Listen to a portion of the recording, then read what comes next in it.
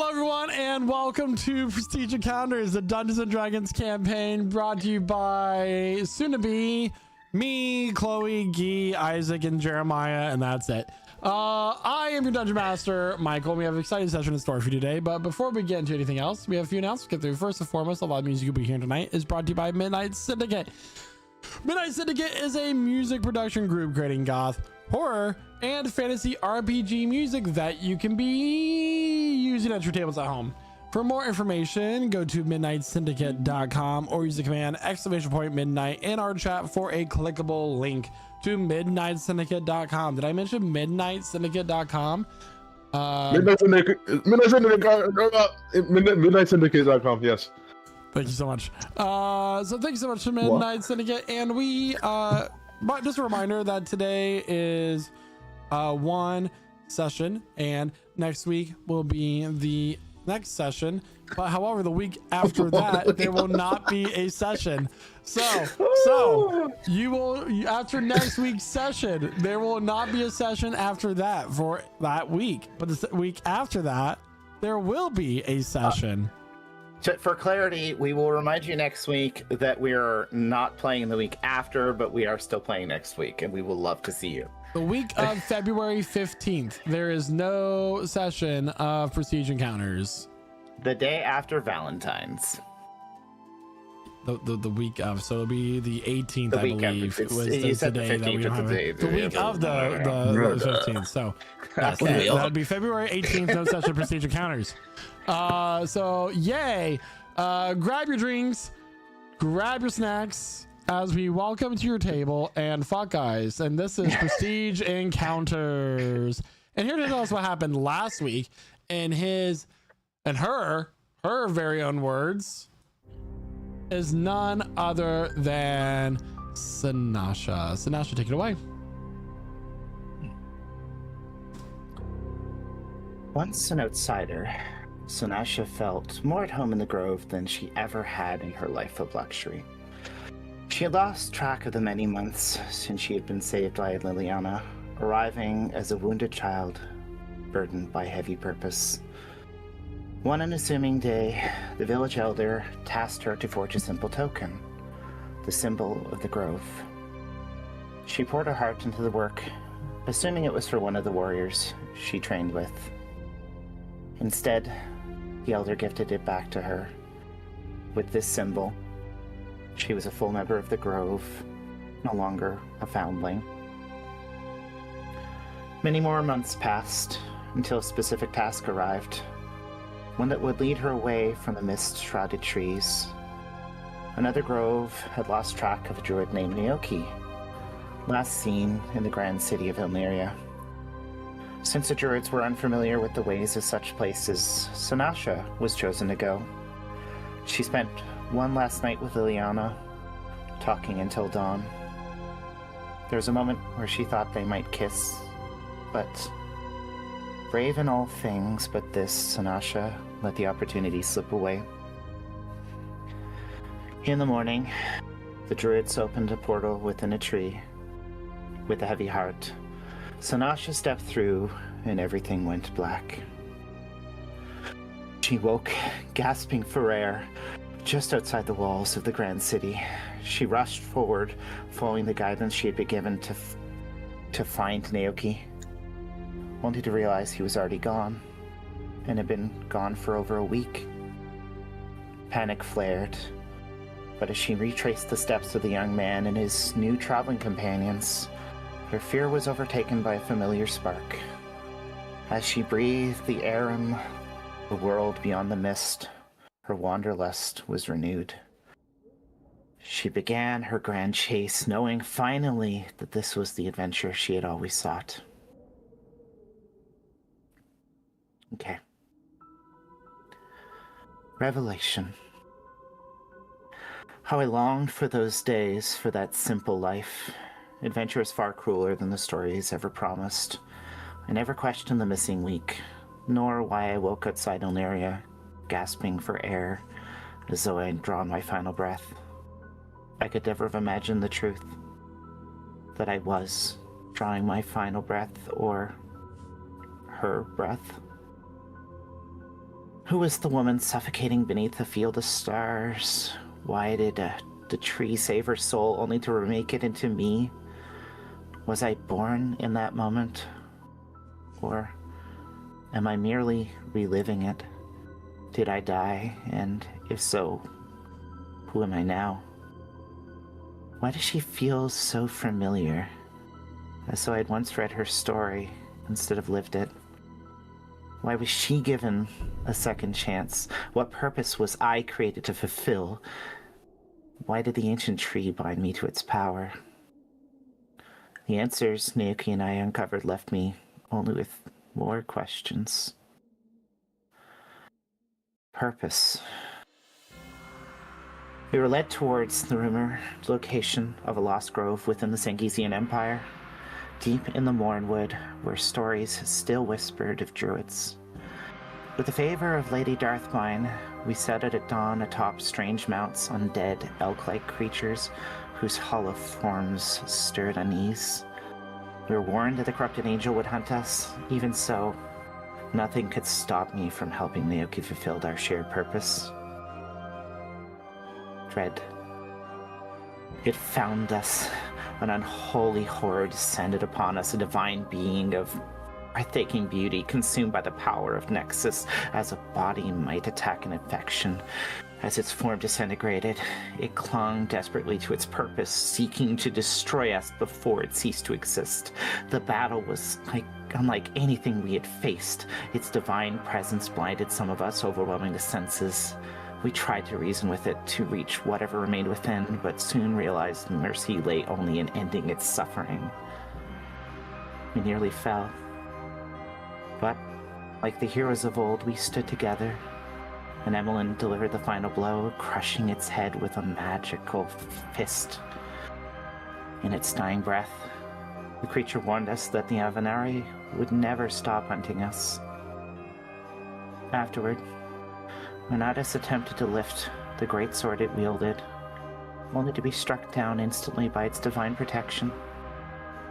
I bear the blame for that moment, for daring to hope that, as a chosen of the gods, he could wield such a weapon without consequence. Bargaining. It became clear that the gods had sent their most powerful assassins to hunt us, immortal and relentless. The being we destroyed had been weakened by Nexus, otherwise it would have ended us. Faced with that truth, I tried to reason with Diablo and Renatus. His survival demanded compromise. Perhaps we had no choice. I pleaded that we could not risk bringing doom upon those we loved by drawing such beings to them. They refused. With no agreement reached, no bargain, we were left to consider whether we could find protection from another source. Foreboding.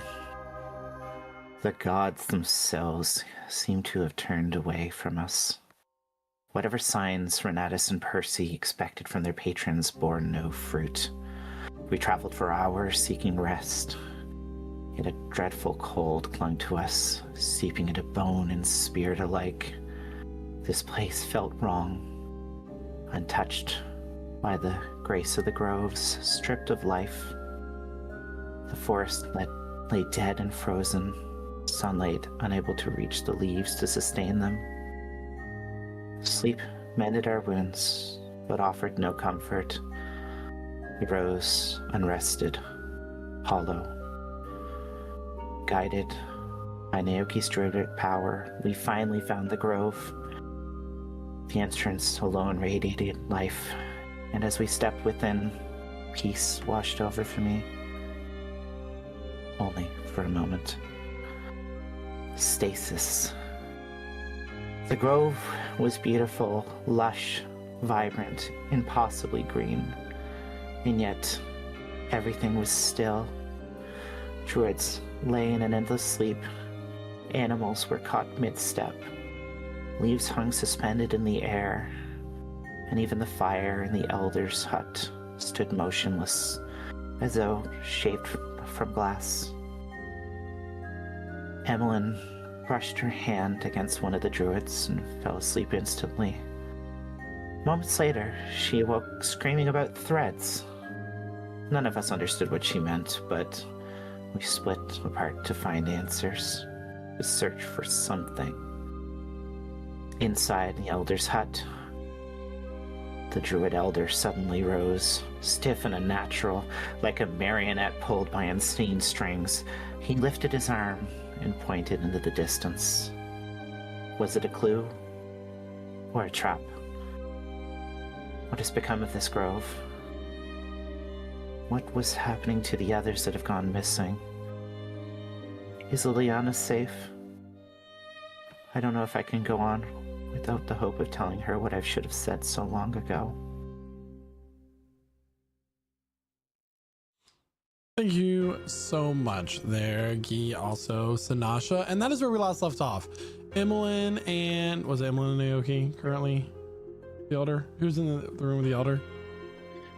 It is... Percy and Sasha. Emmeline and Naoki are on their way. Okay. Yeah. So that's where we left off. Percy Sanasha, you watch as the Elder of the Druid tribe stands up and points before collapsing back down on the ground, falling once again into a stasis. What was he pointing at? I don't understand. That was... When... Did you see where he walked? That was weird. Yes, unnatural, like someone else was moving him. Do you think they're leading us to them? To it? To... I don't know. I don't know what the proper term would be. Could be leading us to hope, or it could be leading us to doom. I don't know. I've got a bad vibe. I don't think this place is what. This isn't. This is. I can't process this. It's like being home, but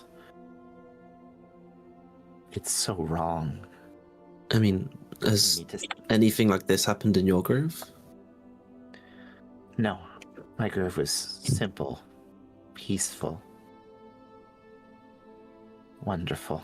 This is like seeing everything you know just stuck in place, like everything is dead and still alive and beautiful. I want to lay down in the grass, enjoy the warmth of the tree, but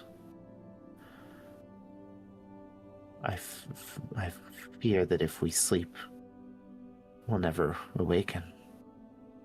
We need to gather and investigate, help save these people, and hope that Silkifli was correct in sending Naoki to help investigate this.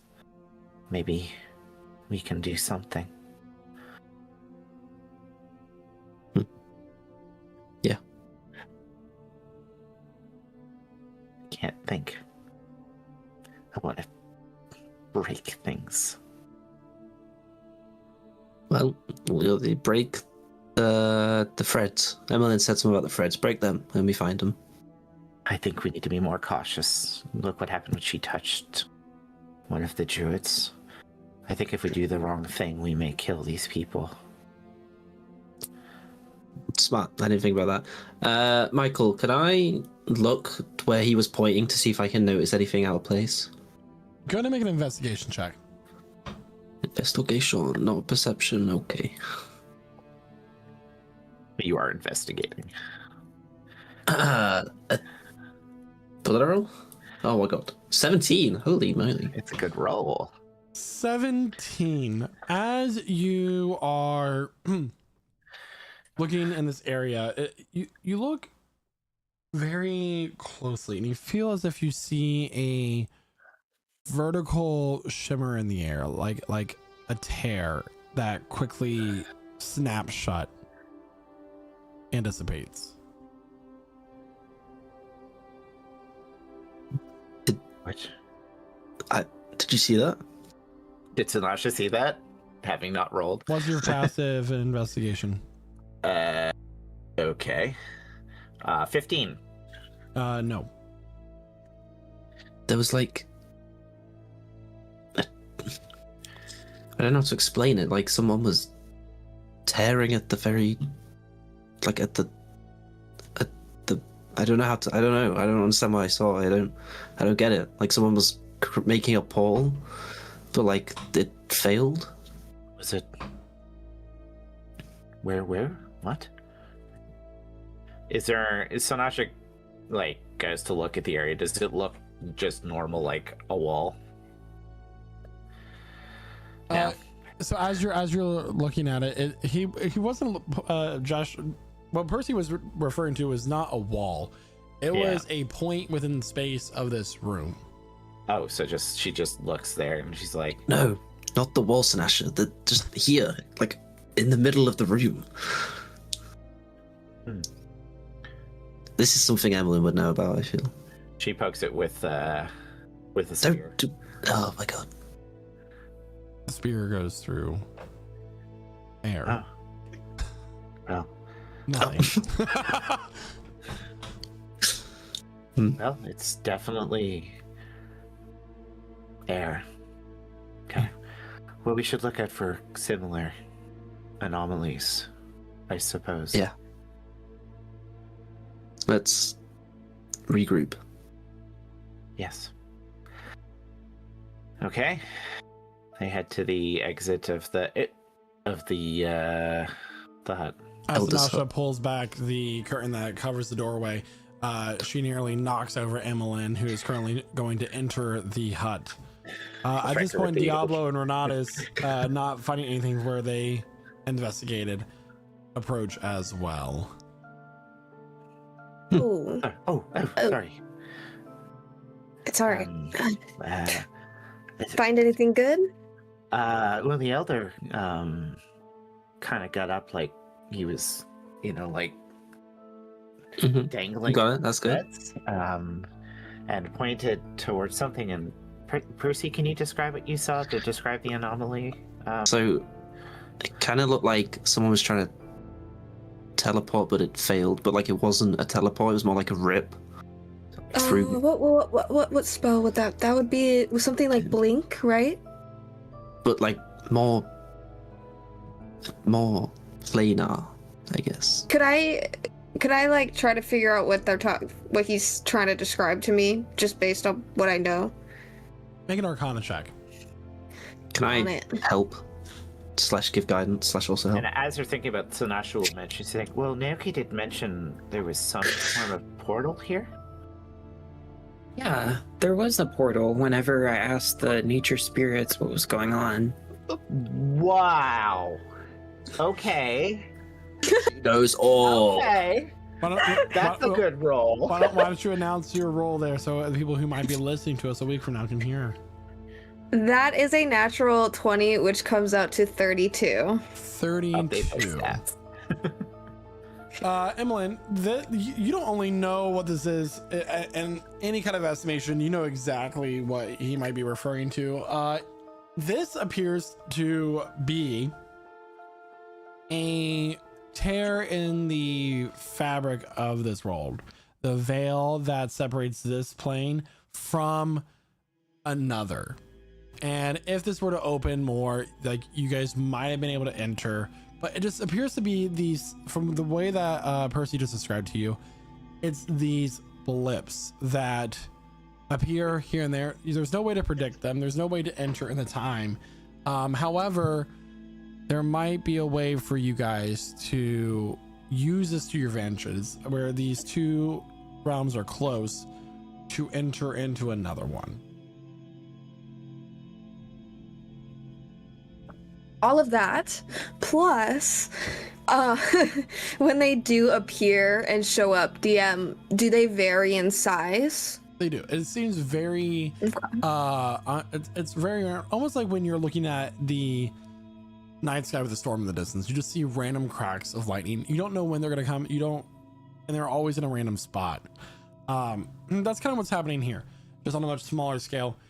And then you come to the hypothesis that the souls of these druids might be stuck between these two areas. Their bodies might be here, but their souls might be taken elsewhere by something.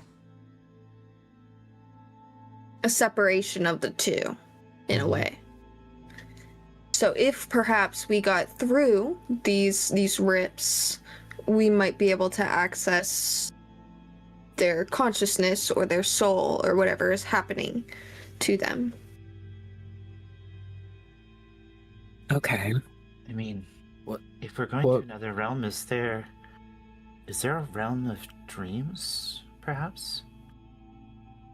Is that a thing?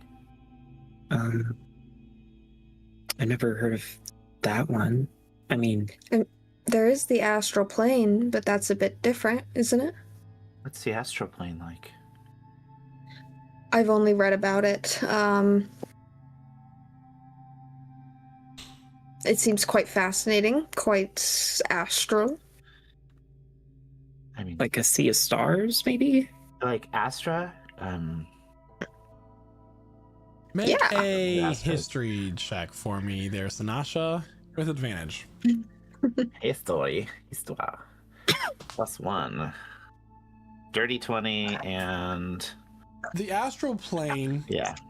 is almost like a paradox in itself. It is the realm that separates everything, but also connects it all. It is essentially the space between all planes of existence. Oh. Right. The plane that exists between all other planes. It connects everything. I don't know why I didn't think of that. I mean, just thinking of Astra and Aspen reminds me of some of the stories of the Seekers, so. I wonder. What is everybody's passive perception? 12. Who has higher than 12? 16. Anybody higher than 16? All right, so Sanasha, as you are saying this, you notice just over to your right that what you thought was movement, but it's actually the body of one of the druids is starting to turn translucent. What? Look at that. She kind of approaches. It's like, are they like fading away? Make an investigation check. Have guidance. Alright. Investigation plus guidance is a D4. Yes, sir. That's a 19. 19. It appears that their form might be fading from this world. And not only that, from where the elder of this village got up and stood, you now notice that there is a pattern that these druids are laying in now. It appears to be a perfect spiral with the hearth or the communal fire being the center of it. They're in a... Wait. They're in a perfect spiral around the fire, the hearth. This is... Why does this look like some kind of ritual? Walking up to the hearth, is there anything in there? Frozen flame, isn't there? Well, I mean, at this point, it's just ash. It's been burnt out. And normally, what you guys will know is that the communal fire never goes out in a druid village. In these groves, it's meant to stay alive. So, if Sanasha taps the fading body with the butt of her spear, does it just go through, or does it meet resistance? It's almost as if you push it through it starts to go through. It's almost as if you push it through a cornstarch solution, but it's resistance. There's resistance there. Yeah, as soon as she meets resistance, she pulls back. It's like they're half here and half not. She'll do the same to one of the druids that's not fading to see if she can like move them out of position with her spear. You're like trying to push a body out of the position. Yeah, like try to roll them over, like using it like a lever without touching it, because she's a little nervous of touching them for reasons that, you know. Okay. As you go to push, how much force are you putting into this? Enough that it should work. Okay. So as you push, like this person, it feels like they're glued to the floor. Yeah. You can try to make a strength check if you want. She's using the spear that she made out of the wood in the under the ground, so we'll see how this goes. Strength check. 14. Your spear breaks in half. Okay. Oh well. She like just drops it in pieces. So you can't move them. This spiral, is it like the closest person to the middle is fading and then like it looks like it's going around, or is it like just a random person in like the middle? The closest person to the middle. That's the one fading. But you guys have also seen a spiral pattern elsewhere. Have we? Can Yeah. I go check on that one and have a look see? In fact, You gonna give us a visual? Sure, I don't want I'm going to return you to a visual. Oh, where Emmeline's evil doppelganger spawned. evil. Evil Lynn? That's copyright, actually. Wideland. Wide Lynn. She's back.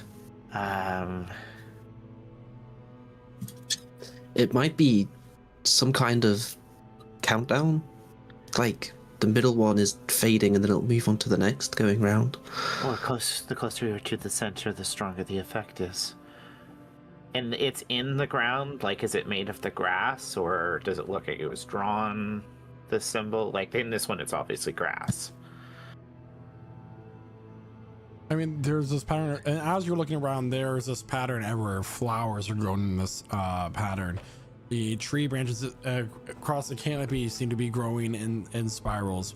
It seems to be everywhere. And this person that is fading is not them going somewhere else. It seems like they are just, their existence is fading. Their soul's already gone, but they're no longer grounded in this world. How does the grove at the center of the tree look? Does it also seem to be affected by this effect? The tree. The great tree, yeah. So as you go outside and look, the tree is rather large, and you would have to climb to a higher vantage point to see if there's something at that point. I mean, what do we want to do to investigate? I'd like to see if the actual tree has been impacted. It should be protected, right, Naoki? I mean, yes, but the communal flame is out, so I don't know.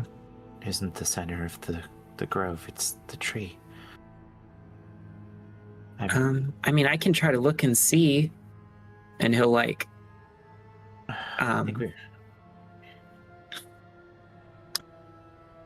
he'll wild shape into like a bat and like fly up to the treetop. That's So one way as to do it. you fly up into the canopy, you notice that there is large growth patterns of like clover also form a spiral into the tree with that at its center. Okay. Well, he flies back down and relays that information. So, the clover's overtaking the tree. I mean, Maybe?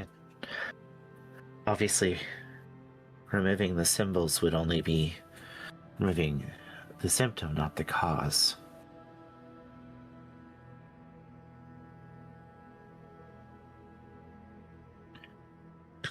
Emmeline, you know, Naoki, you're a druid. Emmeline, you're a wizard. Do we think that disrupting any of these symbols would have a detrimental effect instead of beneficial, or? I mean,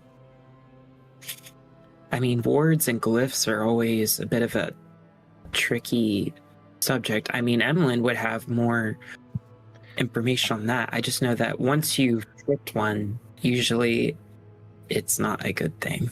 Yeah, well, I just wonder because it seems the wards are made out of not nature, not. But yeah. Based on my earlier Arcana roll, would I know if this is more of a natural phenomena, like some kind of freak accident, or is this a directed attack ward with these symbols happening? So, as you think about this, think of the center of the spirals as a drain, and essentially the life force of this grove is being sucked down the drain.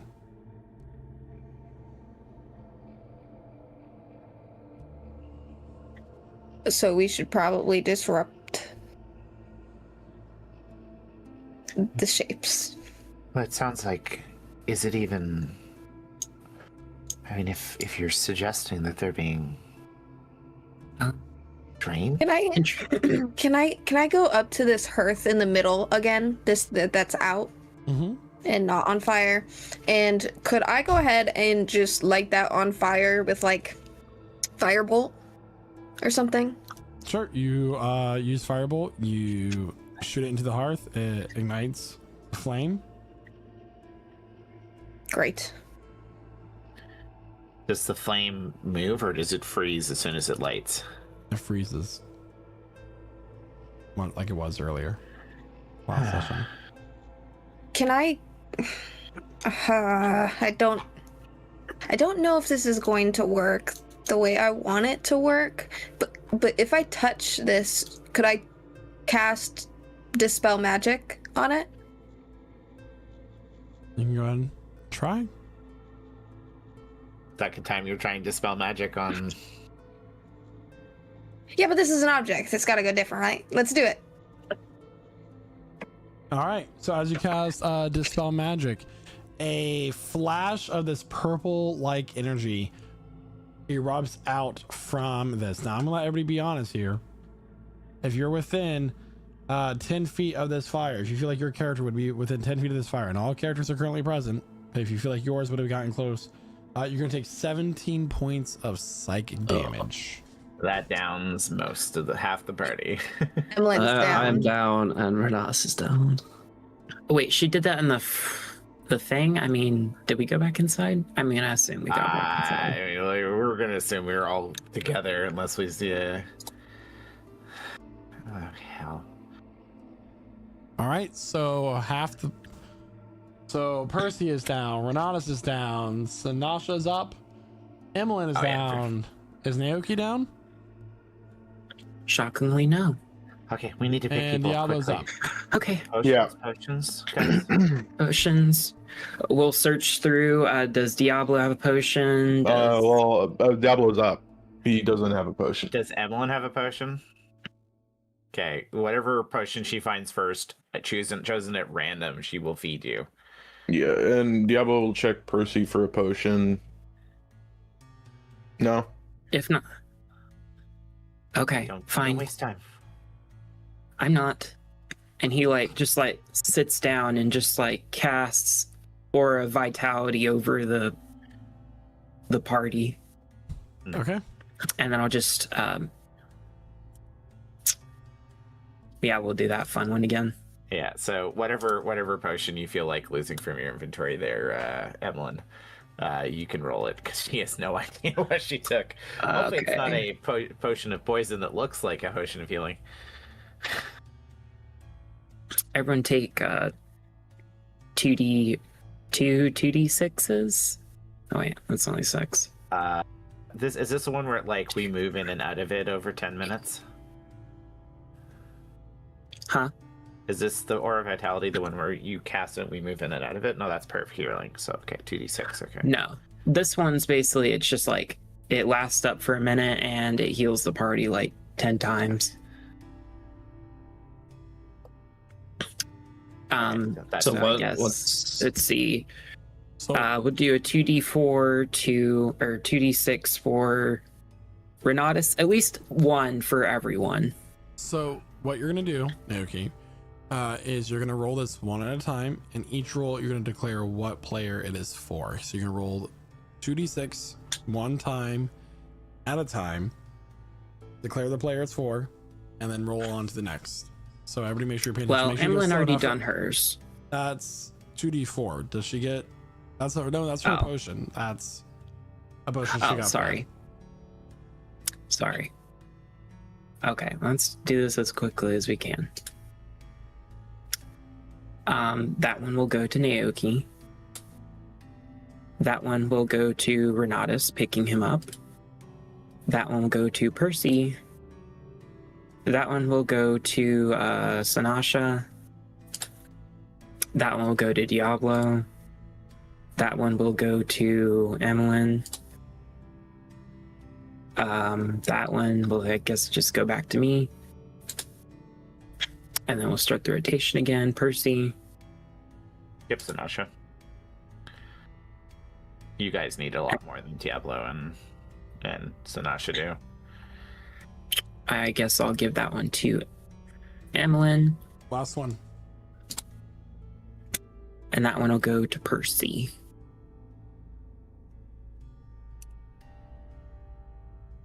okay? So, Okay. Let's What? What just happened? take our time.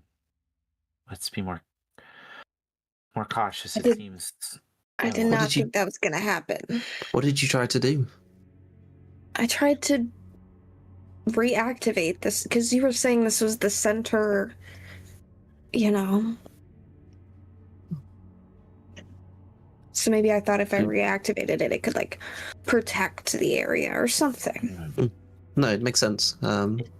It seems that attempts to affect the magic, it's reacting, right? You fell asleep the first time, you've had a blast of whatever that was the second time, so It's reflecting it. I think we need to find what's causing these energy nexuses. Well, I mean, these portals, they lead somewhere. Maybe the source is on the other side, or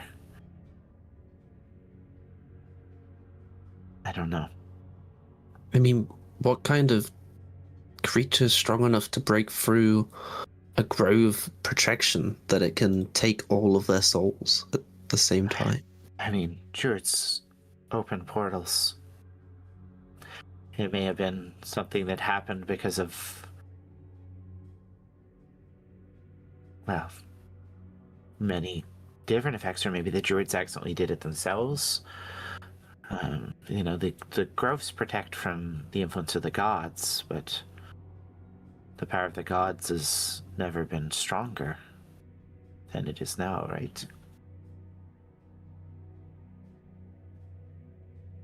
This.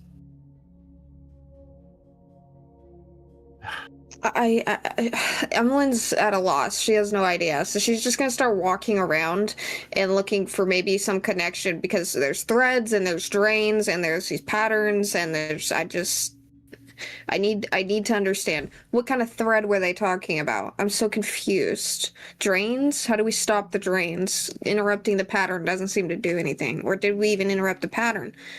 She's just gonna walk around and just start murmuring to herself. DM, do all of the patterns seem to like lead into one singular pattern, if that makes sense? Like, do all like, is there like smaller patterns that all seem to like lead into one big pattern where like a load of threads would all meet up? Basically, I'm trying to like use trigonometry and shit to like You're trying to all find the try center. connect all the threads to get the center, the very center where everything would connect, right in the middle, Trying to find the like center. the top of a teepee, right? That's what I want. Or the center of the web. Yeah, right. That's what I'm trying to find. Where the middle bit is, where all the threads connect that I can't see, but I know where they are. Because I'm just him. You're just him. Okay.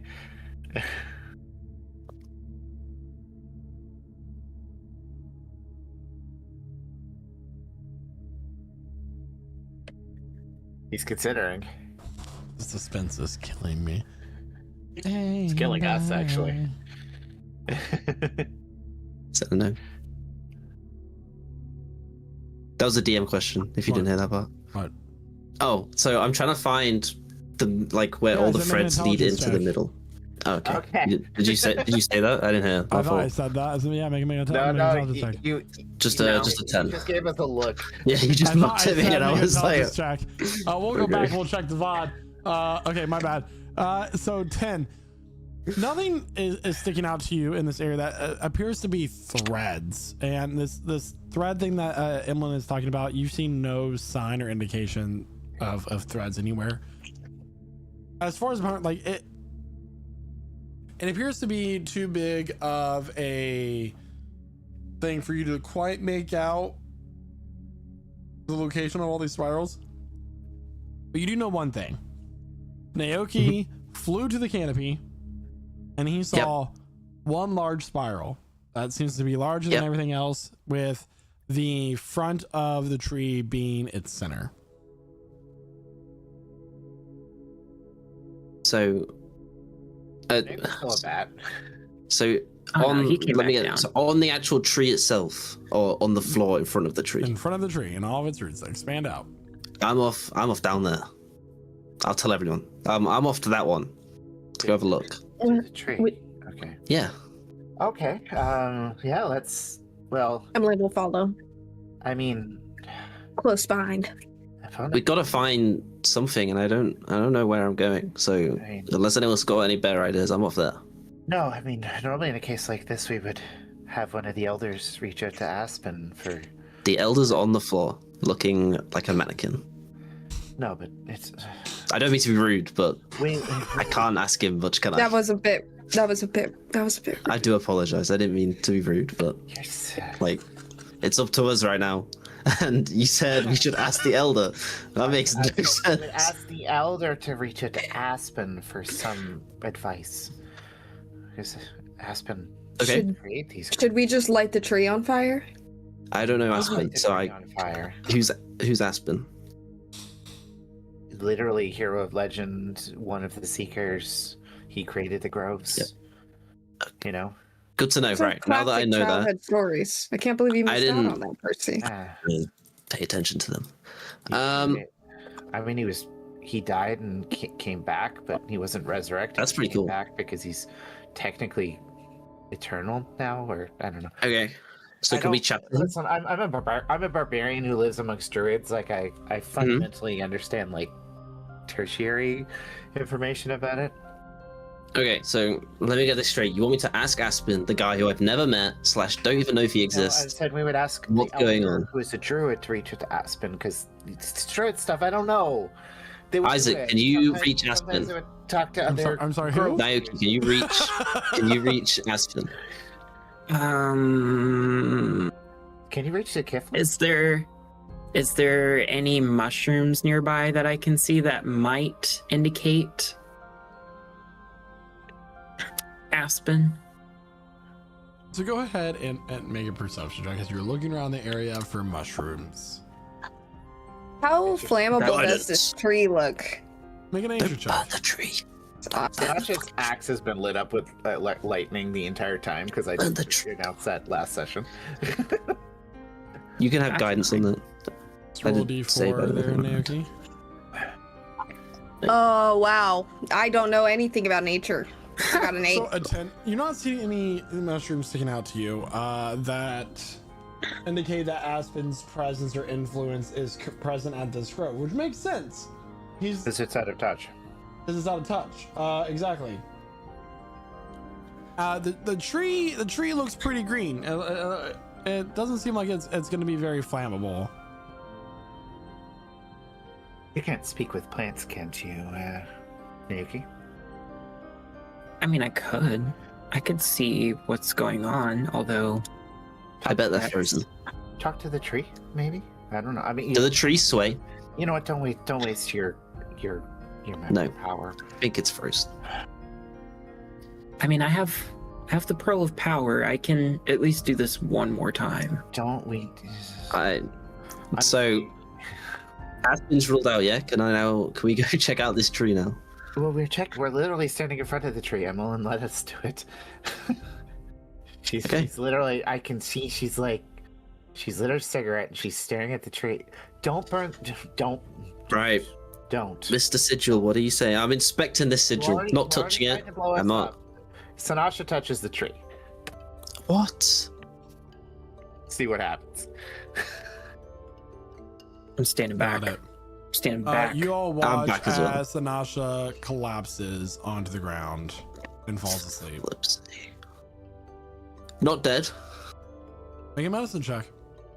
Okay. I'll help. Naoki, Ooh, would you be advantage. able to join Sanasha in the state that she's in? Her lightning axe is smoldering on the ground because it's still lit. Oh, can I turn that off? Can I press a button? How does this thing work? 15 on the medicine. 15. She appears to be breathing.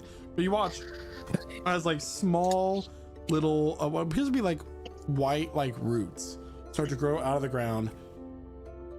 And they're not like strong or sturdy. They're basically mycelium. If you know what mycelium, grow around and like begin to cling onto her, seem to be anchoring her into the ground. I think we have to go in after her.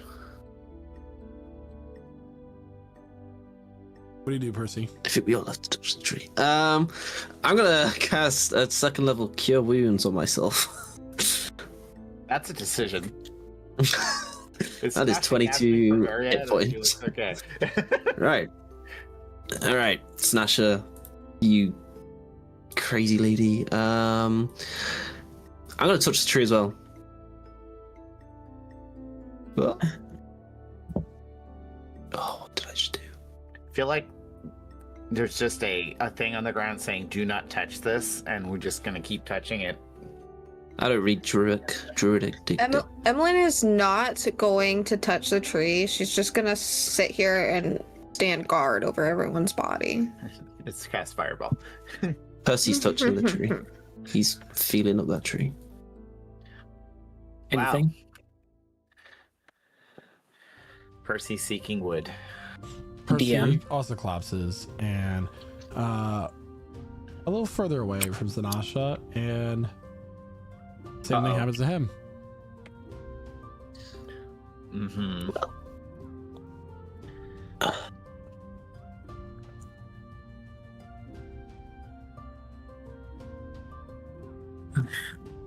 I guess. I really don't want to touch this. You don't. They need your help. You understand that realm extremely well, Yeah. and they'll protect you. And I'll protect your body. You'll be fine. Trust. Okay. He'll like sit down on his knees and like put his hands on the tree. The same thing happens to Naoki as it did to Sanasha and Percy.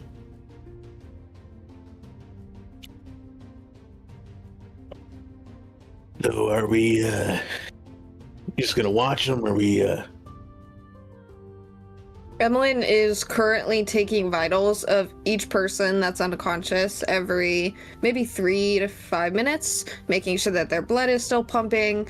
On top of that, she's going to cast Arcane Eye to help her keep an eye on what's going on around her. I'm just gonna make sure everything stays solid here. Literally. right? I figure maybe between you and Ren here, we got a pretty good lookout. I would say so. Right. No, he's just gonna go over and touch the tree. Diablo also collapses. Okay, all right. You've done vitals before, surely. She's gonna kind of look at Renatus and lead him over and have him. Okay, so I need to go in there just in case we need the damage, because I want to stay here and watch. Who knows what they're gonna go up against? So, if you can take over this vital situation, that's great.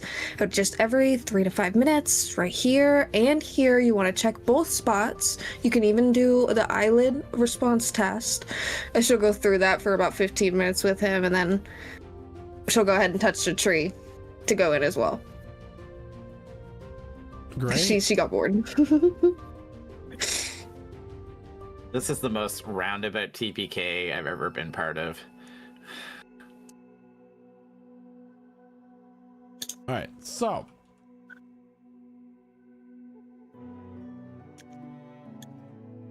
I'm clarifying something real fast. Someone.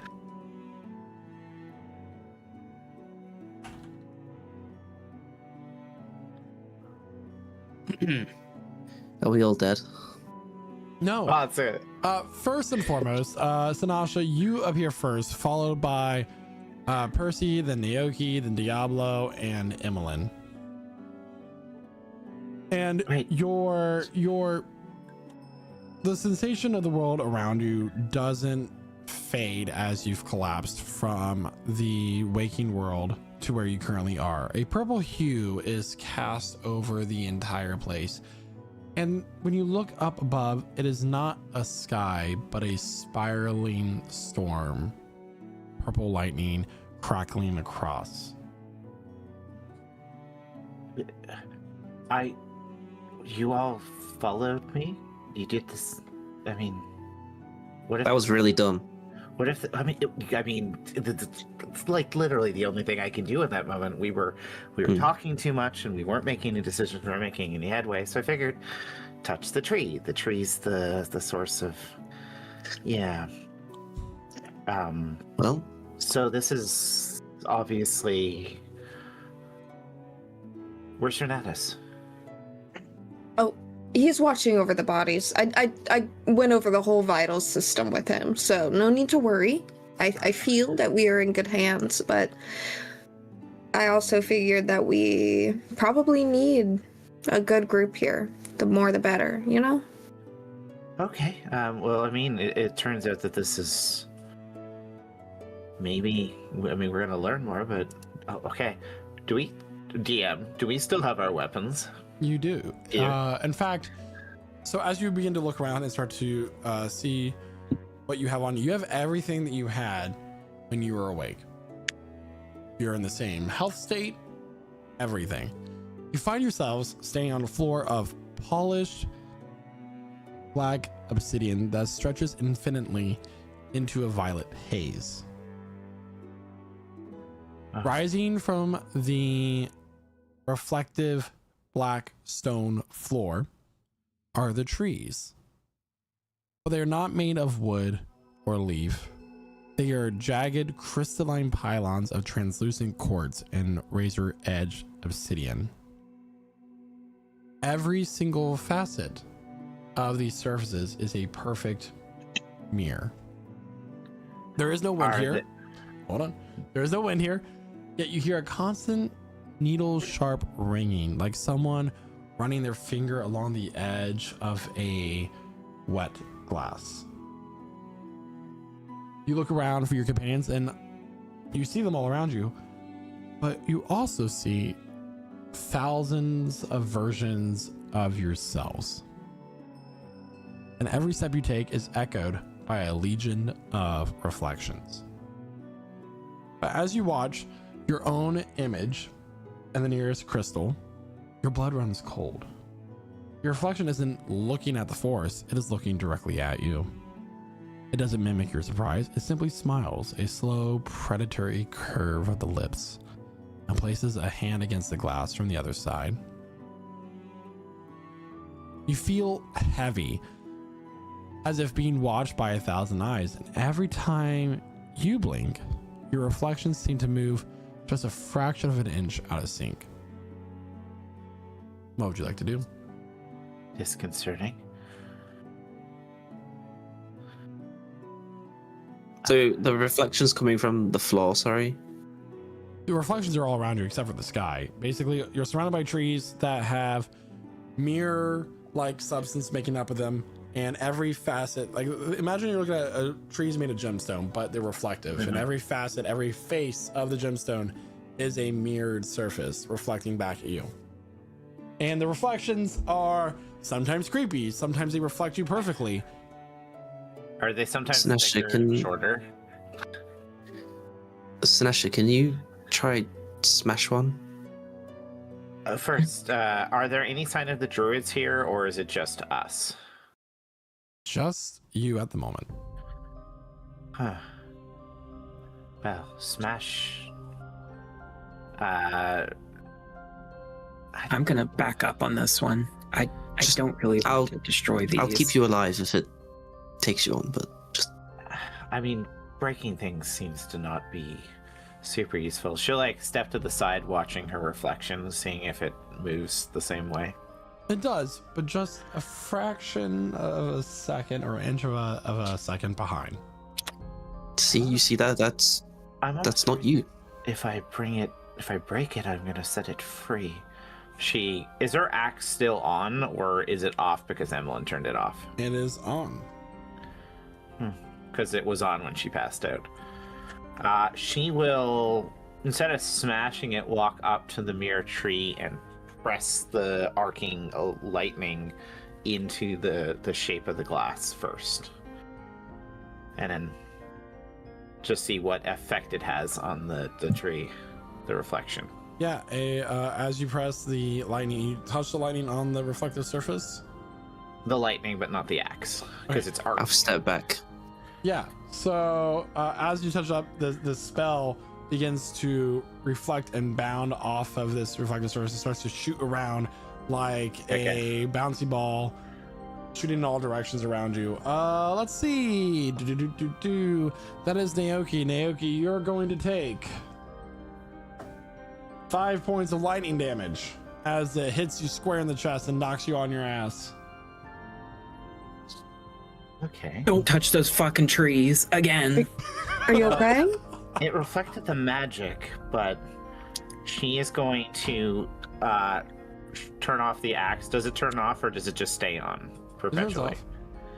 Okay, she's putting it into its tube, and she's going to pull out her halberd, and she is going to just tap the glass, but not hard enough to like crack, but more like enough to chip it to see what happens.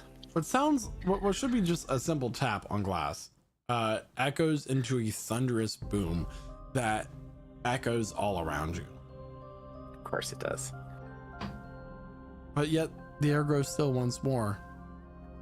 So, everything is reflected, amplified. So, I don't know what happened if I tried to break these, but I have a feeling it would do a lot more than just make some noise.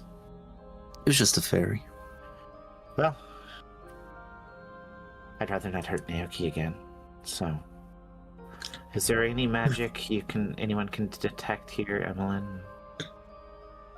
Something that might let's try it. Or, I mean, be mindful. It could hurt you just to try to perceive it. So,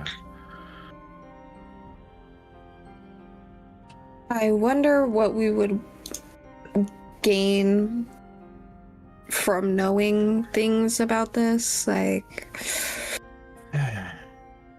Is our exhaustion still here? Are we still kind of tired? Yes. Your health state, your exhaustion, your status, all of that is current. Should we go to the elders' hut? what does the great tree look like from here? Does it look also like a massive glass tree, or It does, is it? but it's far off in the distance. And it appears as you're looking up, the spiral storm has that at its epicenter. I would say the tree brought us here. The tree is the center of the storm. That's what I meant Must be to there. say. That's fine. You said the elder, but you were thinking of the elder tree. Nah, yeah, I thought they lived in the tree. No, that's my fault. I Oh, no, apologize. that'd be. well, I Guess it's decided. All right. Just puts her halberd. Can I, Lights up. her while we're lightning walking, keep an eye out for any more of those tears in the reality? Yeah. Go ahead and make an investigation check. And as we're walking, Evelyn is kind of just going to have a staring showdown with every single reflection she sees of herself. She's gonna kind of look it up and down, kind of adjust her hat, give a puff of her cigarette, and kind of just aura farm against the other one of her. She's not really messing with them right now. She's mogging. Unnatural 20 on the investigation. Okay. And as you are staring at these these reflections of yourself, you could swear that as you're staring, one of them winks. So, At me? you begin to walk towards the tree? Oh. Yeah. Yeah. Naoki will pit stop at one of the trees as the party like kind of walks away and like approaches it. What does he see in this tree? So, you see a reflection of yourself step closer to the tree. And you continue to stare at it? Yeah. He's kind of like searching for that weird reflection that he saw back at with the Mirror Witch. Yeah, that is not present here. That's not what you find.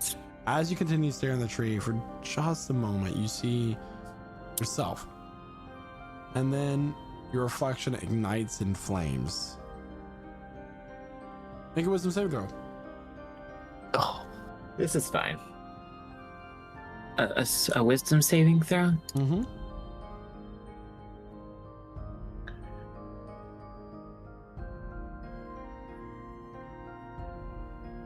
$17. For a moment, you begin to panic. You think that since this is your reflection, you're the one on fire. You're the one that currently engulfed in flames. But as you step back, you quickly check yourself. You quickly center yourself back. And know that you're fine. He like quickly like just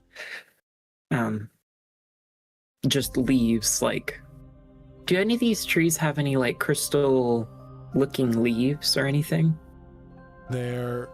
All the trees are made of a quartz obsidian like material. Are there any on the ground? No. He'll like catch up, like just kind of trying to mask what just happened. You shouldn't drag behind Naoki. We're not safe here. Sorry. Let's go. Okay. Sanasha will glance at her reflections as she passes, but tries not to stare for too long.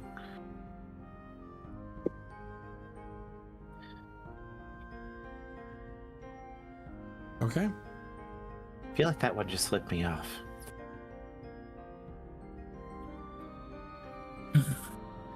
Oh wait, I was slipping it off. Oops. Who's taking the lead on this? Sanasha would be actually. Sanasha. Okay, can I need a survival check from Sanasha? Sure. I can do that. Guidance. But you Oh. did get it before It's a 10. 10.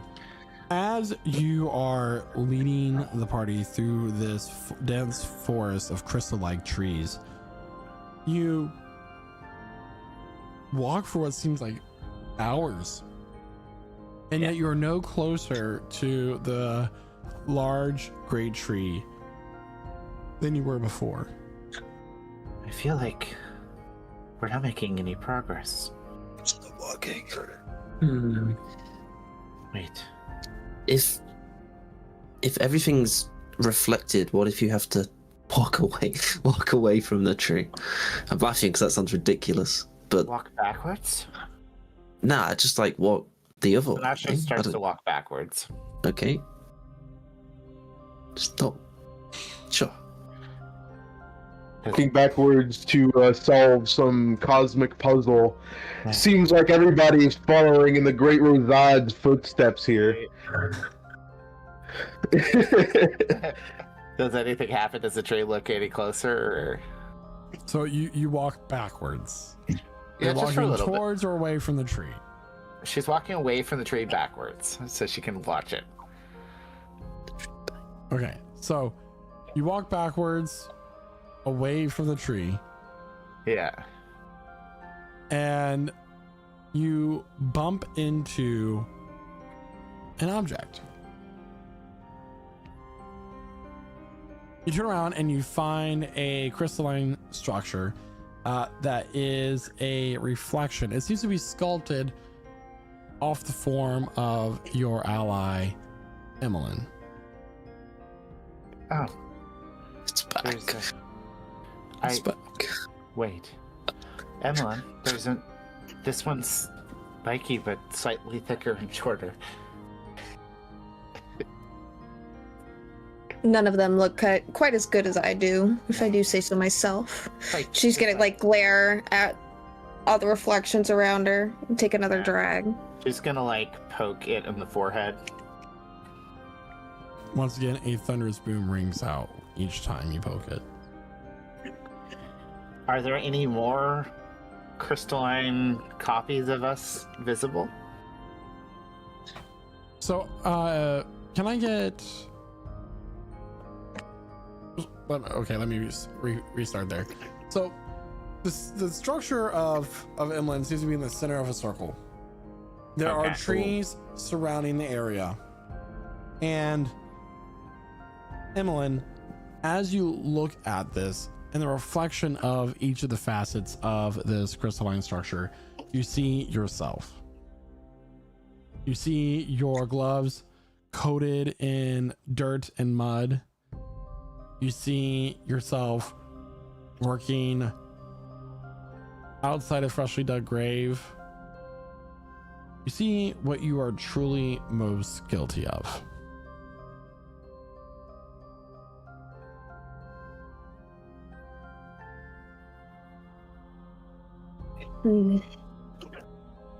Is anyone else seeing this? You guys can't see this, right? Yeah, see what I see hey, cheap. She's gonna get extremely close to this like reflection of hers, and it's almost like she's not going to touch it, but she's gonna get really close to it, like she's trying to peer in and see closer. You do so. The reflection does not reflect back in your perspective, but your allies just see your reflection getting closer to you. Come on, careful. And once again, Don't. and as you get closer, this ringing sound that you've been hearing from like the finger being run along the wet edge of a glass grows louder in your ears. Emmeline is completely focused on this scene that she's being shown from a third-person perspective of her handling this corpse. Emmeline, don't get any closer. Be careful. We don't know what happens if you touch it. The ringing is growing louder. It is beating upon your eardrums. Your head It's so aches. vivid. What? Wow. What you're seeing? If you're comfortable. She just goes quiet, and she'll put her hands up against this crystalline trunk. The ringing stops in your ears, and a question is whispered to you. Only something that you can hear. What weighs on your mind?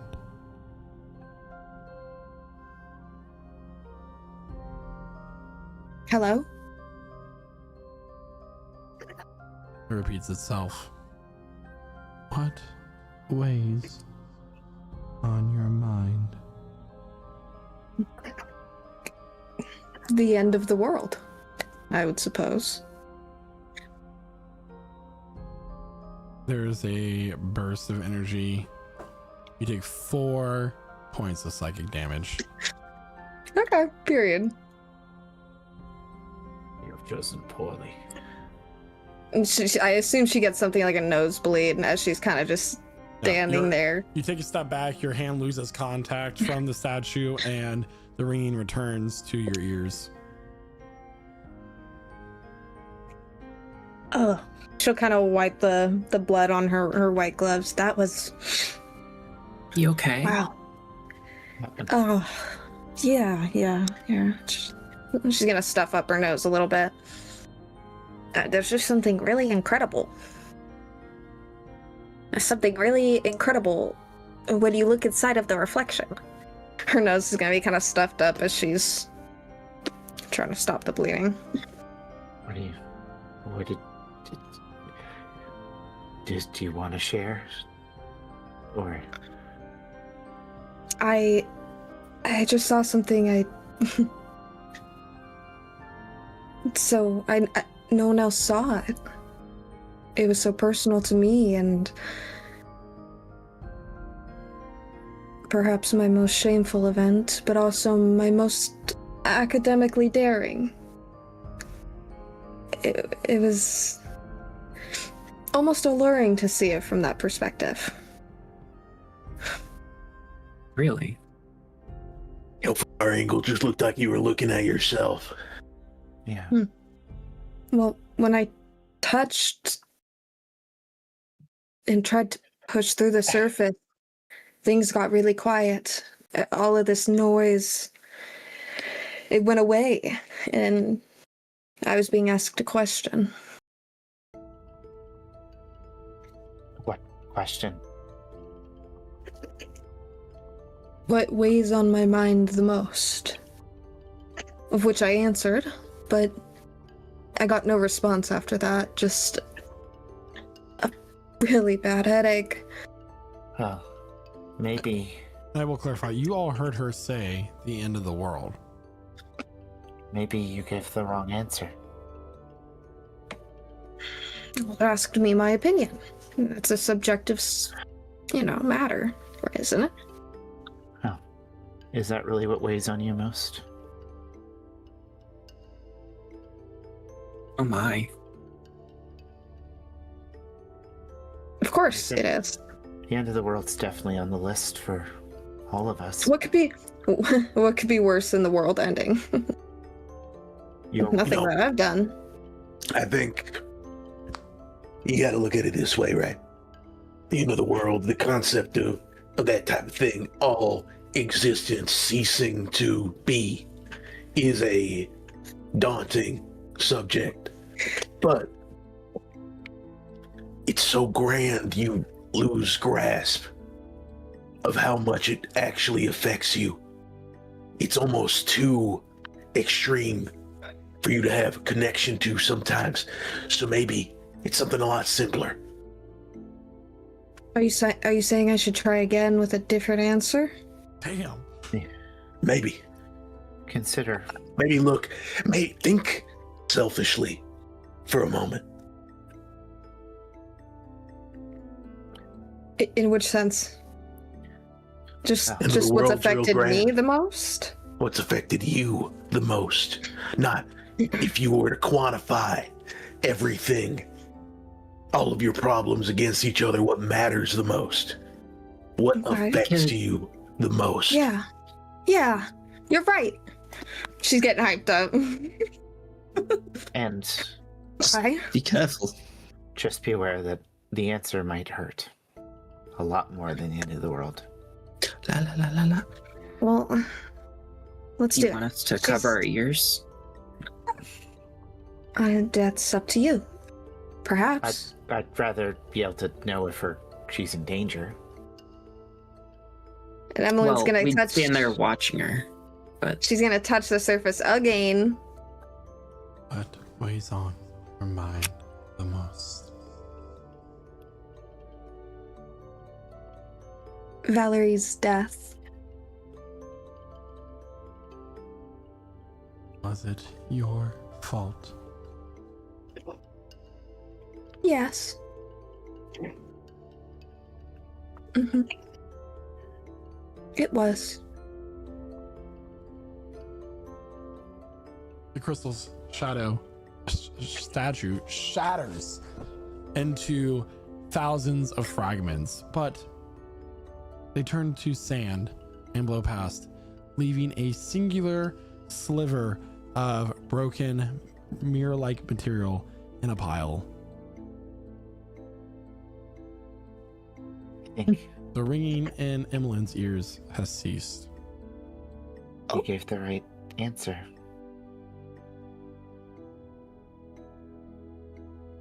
I, of course, know what plagues me. Doesn't mean I could always fix it. No. Do you need a hug? I give pretty good hugs. I've got blood all over me. I- She has some on her like jacket and stuff. She's I'm a barbarian. That's not new. Oh, Emmeline. And he'll like brush her hand across and still like hug her. Yeah. And oh, Sinasha she'll accept also- the hug. Sinasha She'll also accept the hugs hugs. both of them like big sister hug. You're brave. I'm glad that my insight paid off. On the caravan I hitched a ride to this nation for. I actually found this book on philosophy, believe it or not. And I dabbled in it a little bit. It got boring after the first few chapters, threw it out the window, but I retained the information I got. That was impressive. No, that was incredibly intuitive of you. Yeah. Yeah. If anybody knows about personality and desires, it's me. Okay. Well, I mean, I feel like we solved some part of the puzzle, but now, I mean, instead of moving away from the tree seemed to work. well, maybe everyone hears that ringing noise, right? I don't. I thought they're not quiet for you all. They're quiet for me. Maybe It stopped. Maybe we need to move towards the source of the ringing. Hmm. So Asha will walk in a circle and try to Wait. see if there's any specific direction where it's louder for her. We fought Emmeline's shadow already. What if when we possibly find a statue of ourselves, our shadows there waiting? Well, then we've got to be prepared to hit you really hard, really fast. Well, I'm not bothered about that, but I'm more... I don't know how many fights I can take at the minute. I gotta be put up in a fight against myself. I'm gonna win. I don't doubt you, but just be prepared for a fight is all I'm saying. Don't you rushing off. Still walking in the circle. You don't. The ringing does not get louder for you at any point, Sinasha. Okay. Maybe I don't have anything I regret. Maybe nothing's weighing down on me. I don't think that's true for anyone. No. But So, I mean, you had to process your regrets, so maybe it's not about the direction we walk, but maybe this place is more about the mind than it is about the body.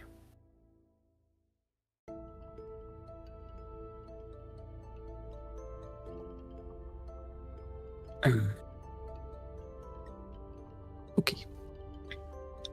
Just to clarify, So- is there any of this like what does the tree trunk look like exactly? Has it lost all of the gem-like appearance to sand, or is there? You said there was a sliver left. There is a sliver of reflective that's about this long, and it can be held like a dagger in your hand.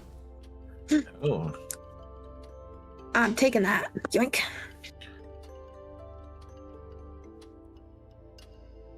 Cool. oh. That's interesting. So, I mean, if Sinasha closes her eyes and imagines walking close to the tree, does anything happen? Like she wills it to happen? No. I mean, Not Not like the axe. Percy start walking backwards the same way Sinasha did. Percy begins walking backwards. Does the party follow also backwards? Yes. Sinasha will The first walk thing backwards. worked. Why not do it again? Yeah, So as you walk backwards, as you go back, you find yourself in another clearing. This one has a reflective statue, same as Emlyn, except it is now a statue of Sinasha. Oh, does it seem to have any shadow lingering that looks like it might attack, pounce? As you look around the room, or the area, I should say, does not appear so. Does the clearing look familiar at all? It's the same type of clearing as Emmeline. There's a statue at the center that is made of a reflective substance. As you get closer to it, the ringing grows louder in your ears, and there are trees surrounding the clearing, kind of getting closer in a sort of spiral pattern. It's a spiral.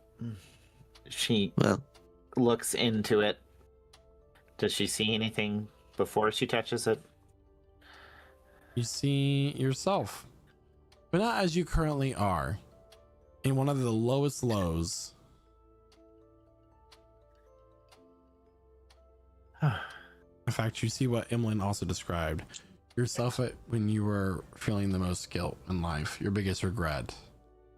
A moment of which, if you could go back and change what you once did or a choice you once made, you would.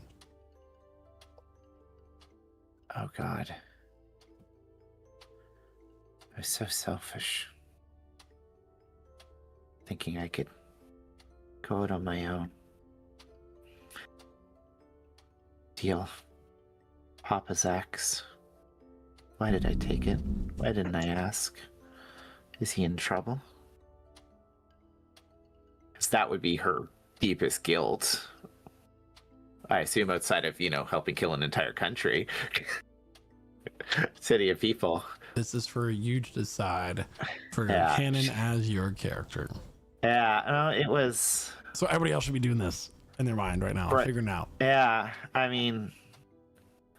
Her core guilt would be sneaking off through the house at night, her father You're gonna touch the statue before you say this? Sure. She'll touch the statue. Yeah. What is most on your mind? I was such a selfish brat. I thought more of myself. I envied the craft we put into this axe. I wanted it for myself. I knew that Papa was making it for someone important. I knew that he would be in trouble if I took it, but I wanted to be like Sinasha the Bloody. I wanted to be a hero. So I snuck in and I took it. I knew it wasn't finished, but it was as much mine because I helped make it. And I didn't say goodbye. I didn't leave a note. I didn't explain. I just took something that I knew could get him hurt. I paid so much for this axe. And I left in the night and set off a foolish girl thinking I could be an adventurer, but I didn't earn the right to be that until I joined these people. I hate that girl. Why was I reborn to be such a lonesome, horrible creature who just thinks about herself all the time?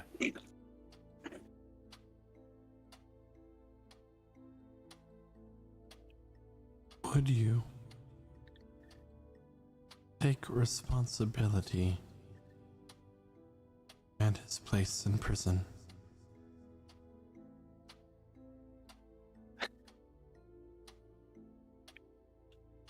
I don't know. And with that, the ringing stops in your ears, the statue shatters, leaving a reflective sliver like dagger. Papa. She picks up the glass, looks into it, lowers her voice again. That was a lot.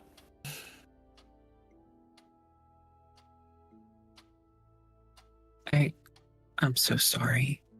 No, I deserve to feel my shame. I can't even bring it back now. I've let some madman mar it so that I could hurt more.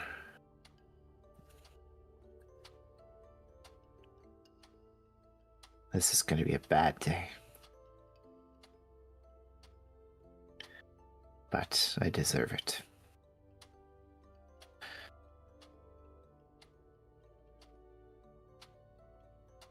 We'll bring you into a hug. It's worth it to forgive yourself, especially for mistakes of younger years. I never imagined that. I knew that Papa would be in jail.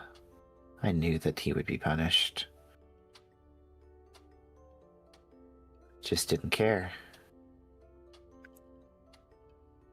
From this interaction that both Emmeline and Sanasha had, they came to the conclusion to themselves, but in mutual agreement, that what matters here is not what you did, not what you feel, but what must be spoken is the truth.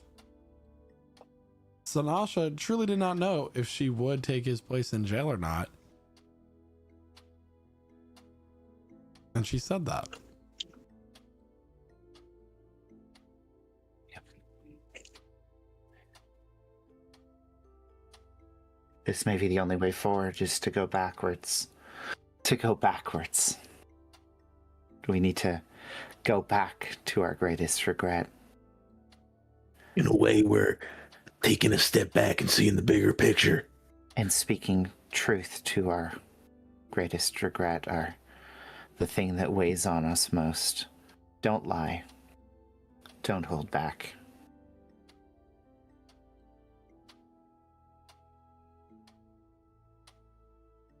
Let's continue back.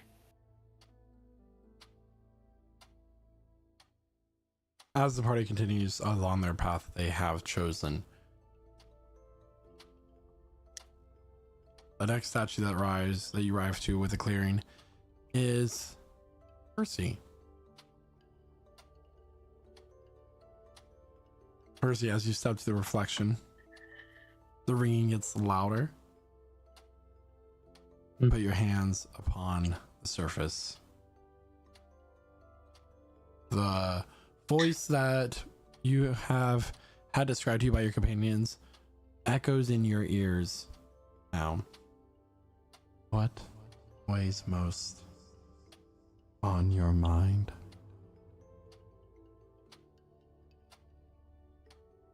The night I left my wife and child for dead.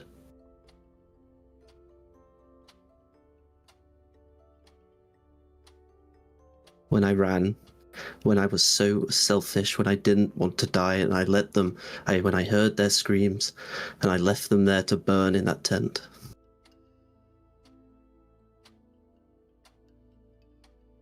Would you take their place? Yes. I would do anything. We shall see.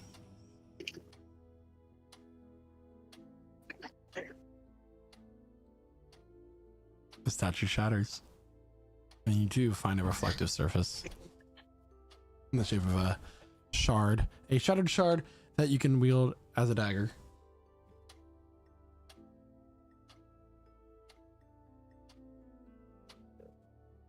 Let's go, shall we? Definitely. On our way. We go.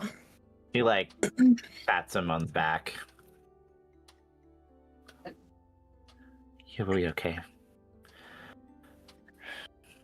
We can't undo our mistakes, but at least you'd be willing to do it again. That's right. You know the mistakes of your younger years. Oh, what about the mistakes of my recent years? Well, the fact that your family weighs on you more than Girardel shows where your heart. I mean, it's pretty close, you know. Sorry, I don't mean to snap. I'm just this place is not. Let's go, please. Shall we continue? Backwards walking.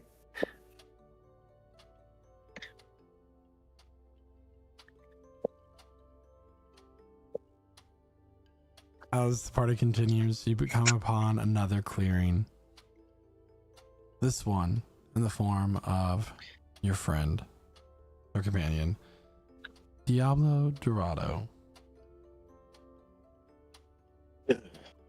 Right. I wouldn't say it's 100% accurate, but Yeah, he walks up and he's gonna Speak the truth. put his hands on his shoulders. What weighs most on your mind?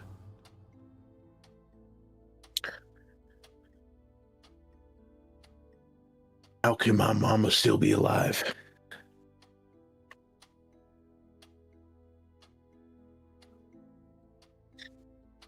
Did you just ask, how can your mom still be alive? Yeah.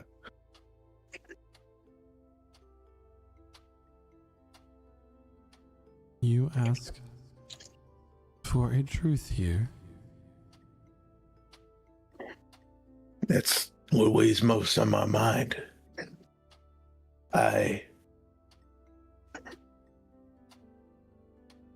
I'm assuming he sees the lowest version of himself in the reflection. Yeah. Yes, that would be true. He's looking at a young, like, tween boy, brown skin and a bloody brand on his face.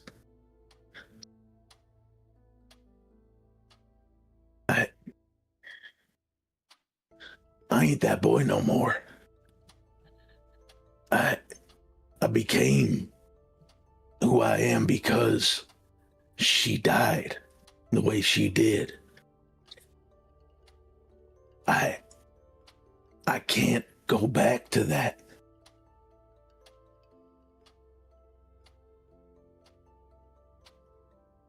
And you never will.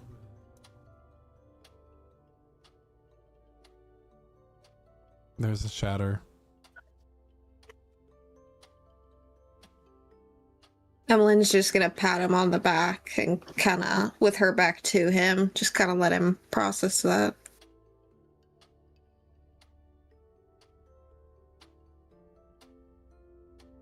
Not what you experienced was true. It doesn't undo what it made you. I'm sure your mother would be proud of the man you became.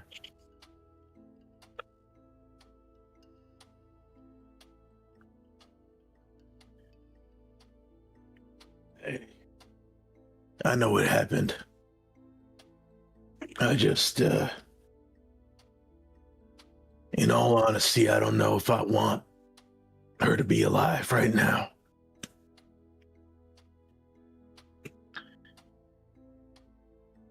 I mean, wouldn't you want a second chance? Second chance for what?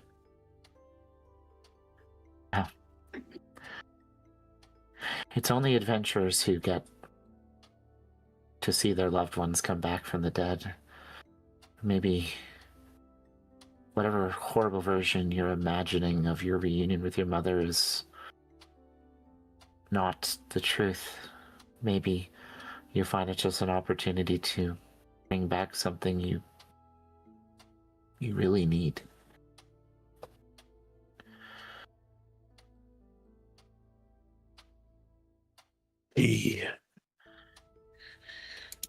Diablo Dorado was born because Hugo ain't Hugo no more. She comes back, she sees me, I'm not the boy she raised.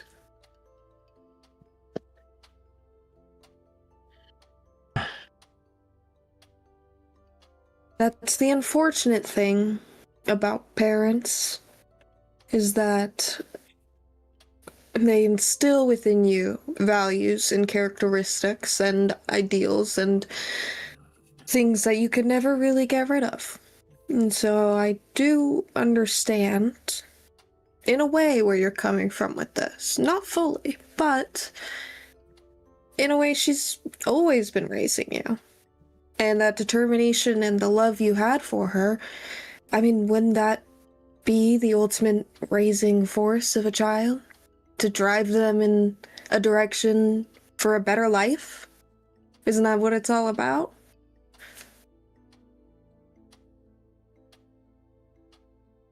And now she's back. And I think you should take it in your own strides, at your own pace. But not everyone gets this opportunity.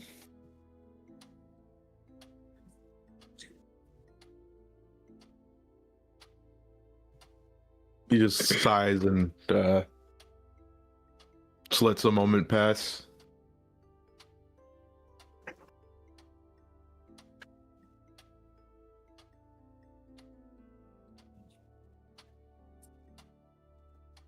Naoki. Unless, of course, we have to face another truth. Steal yourself.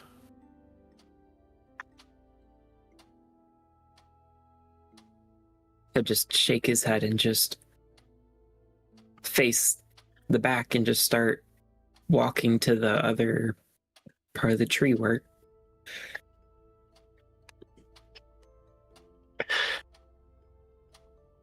As the party continues, you find yourself in yet another clearing, a reflective statue of Naoki at its center. As Naoki begins to approach it, the statue shimmers and shatters. Standing on the other side, her form now revealed, standing 8 feet tall. Her form impossibly slender, draped in robes of living liquid silver, like mercury, that constantly ripples with the distorted reflection of everyone in the area. Her face is without eyes or mouth. 2 opal-like gemstones float in front. A halo of jagged glass surrounds and floats around her head, each one humming with the vibration of sound that once echoed in your heads. Naoki, one who walks this court of silence and truth. She wields the shard that would have dropped from your statue. I will ask you directly, what weighs most on your mind?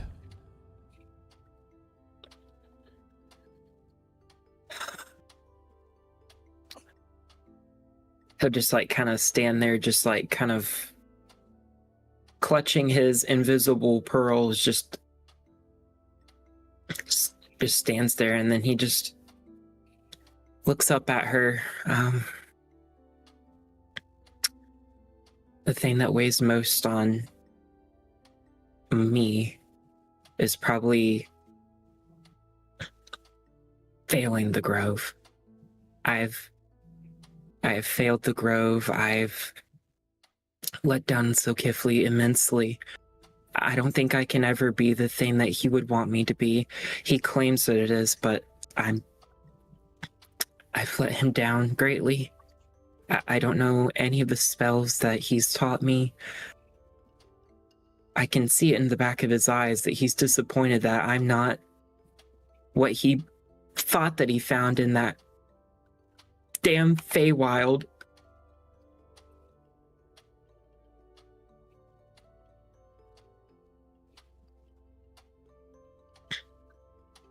She inclines her head and offers you the shard.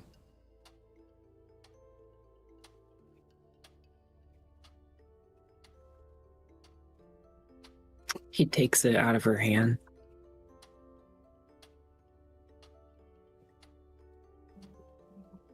Remember all, speech is the shroud of the soul. Only in the glass, only in the silence is the truth permitted to breathe. Go forth and complete your quest.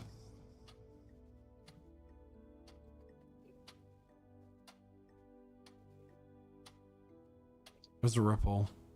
Her form collapses into the ground, dissipating.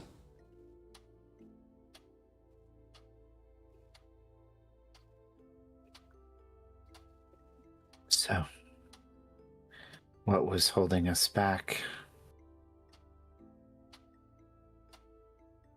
Now we can move forward. Mm-hmm. Jesus, Naoki. She gives him like one of those like big like lift you up hugs. You're good enough. You may not be what he expects you to be, but you are our friend. And you saved our lives more times than I can count. He'll kind of like just dab his eyes and just like place the crystal in his little satchel.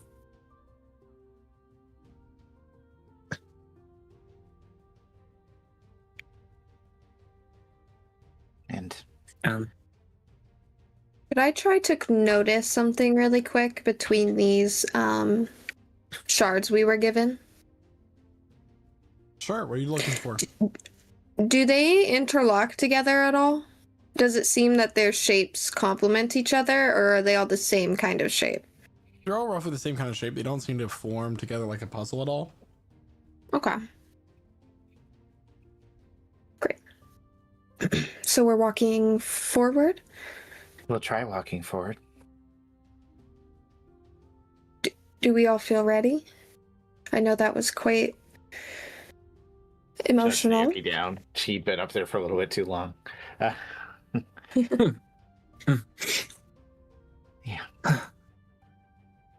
Well, we can only try. Doesn't mean we will succeed, but let's try. Does anyone need any healing before we go?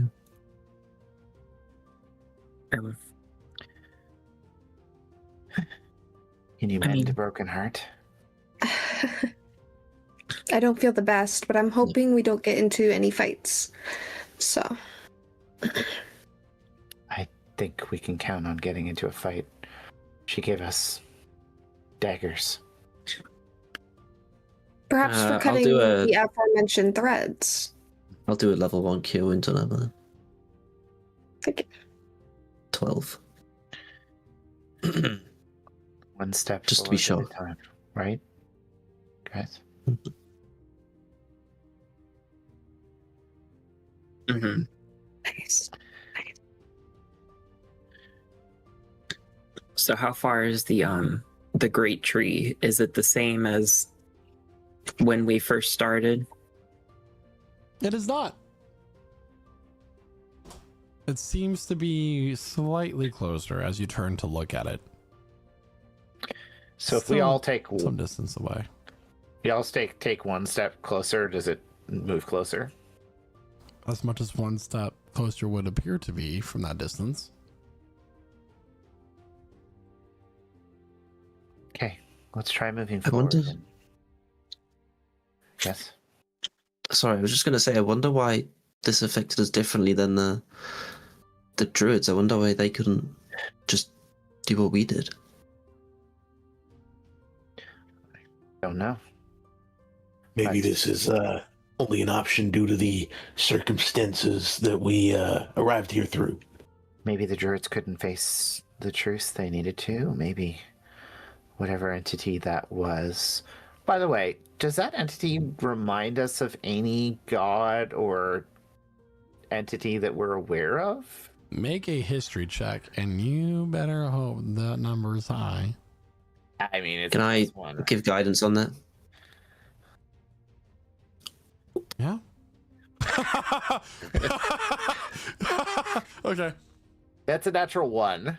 Natural one. A one, yeah. So I'm gonna skip the guidance because I don't think. No, let's do it anyways. Because let's do a natural one plus a natural 4. So you Wait, only know what she spoke of. She said, Naoki, he who wanders the court of silence and truth. What is it that weighs Silence. most on your mind? I have. Oh, she gets a nosebleed. Could I try as well to make the same kind of approximation of who she might be? Yeah. History, right? I probably can't give guidance on that. 25. Ooh, 25. That was a There we natural go. 17. Did you give guidance again? Nah, I probably could give guidance to 2 people at like the same time, can I? So, it is said that there are 2 reflections to the mortal plane, that of the light and that of the dark. The court of silence and truth is one of the Fey courts of the dark Fey realm, although the name you cannot quite recall. It appears that you are in this court, and the figure that you just saw, that you just met, is the Archfey of this court. Her name is Lady Veritoth. Lady Verita? Veritoth, yes. Veritoth. Veritoth. That's actually what I was going to write. And it is said that she So- silently observes everyone through reflections. There's a dark Fae court? Was that? Yeah. I only knew about the Fae. There's dark Fae? Is that like some. Was there like a reveal about that I missed? Or. I mean, what I've Not in learned the is books. It's always been in those off the wall occult conspiracy scriptures. Oh, right. My mother didn't really believe in those. She considers them to be. There's good nuggets hidden every now and then. You just sometimes have to read between the lines. But She considers it to be pseudo magic. It's not really within the field of proper academic study. well, look where we are now. I like I just Perhaps I coined the term pseudo magic, which is like the most garbage. It's like pseudoscience, but it's like garbage magic and lore. I love that actually. Yeah. Perhaps Naoki, it might be best if you lead us through here. It seems that you're most welcome or comfortable. I mean, not that I can really remember being within the court, but we can try. I just know that Zulkifli pulled me out of it.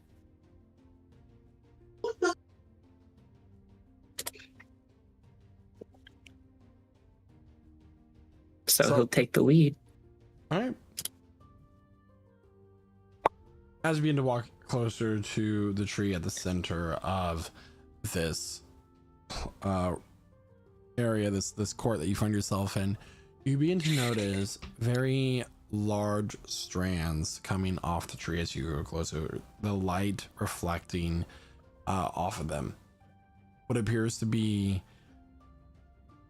hundreds of thousands of strings of web surrounding the tree.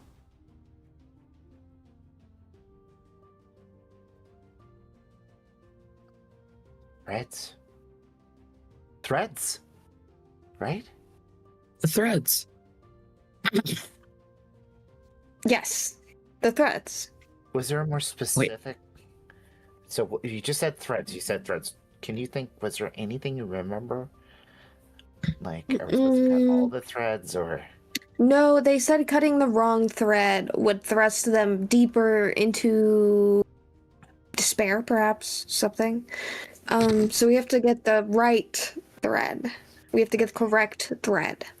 So, like, are all the threads the same? No. No, just I'm looking. Hey, Dungeon Master. That was actually in character before, but now do all the threads look the same? Was like there are red thread, purple thread, like two yellow, black and scarlet red thread. You know? No. Oh my god. Is there a guidebook? Make a perception check. Sure. Yeah. That's a 22. At this distance, you can't quite tell. It looks like they're just basically a very large spider web has been cast over this tree and around it. Ah, it looks pretty. But yeah, I suppose we should get closer to try to investigate. I do have these really good orcish eyes, but puts her goggles on. Now they're purple.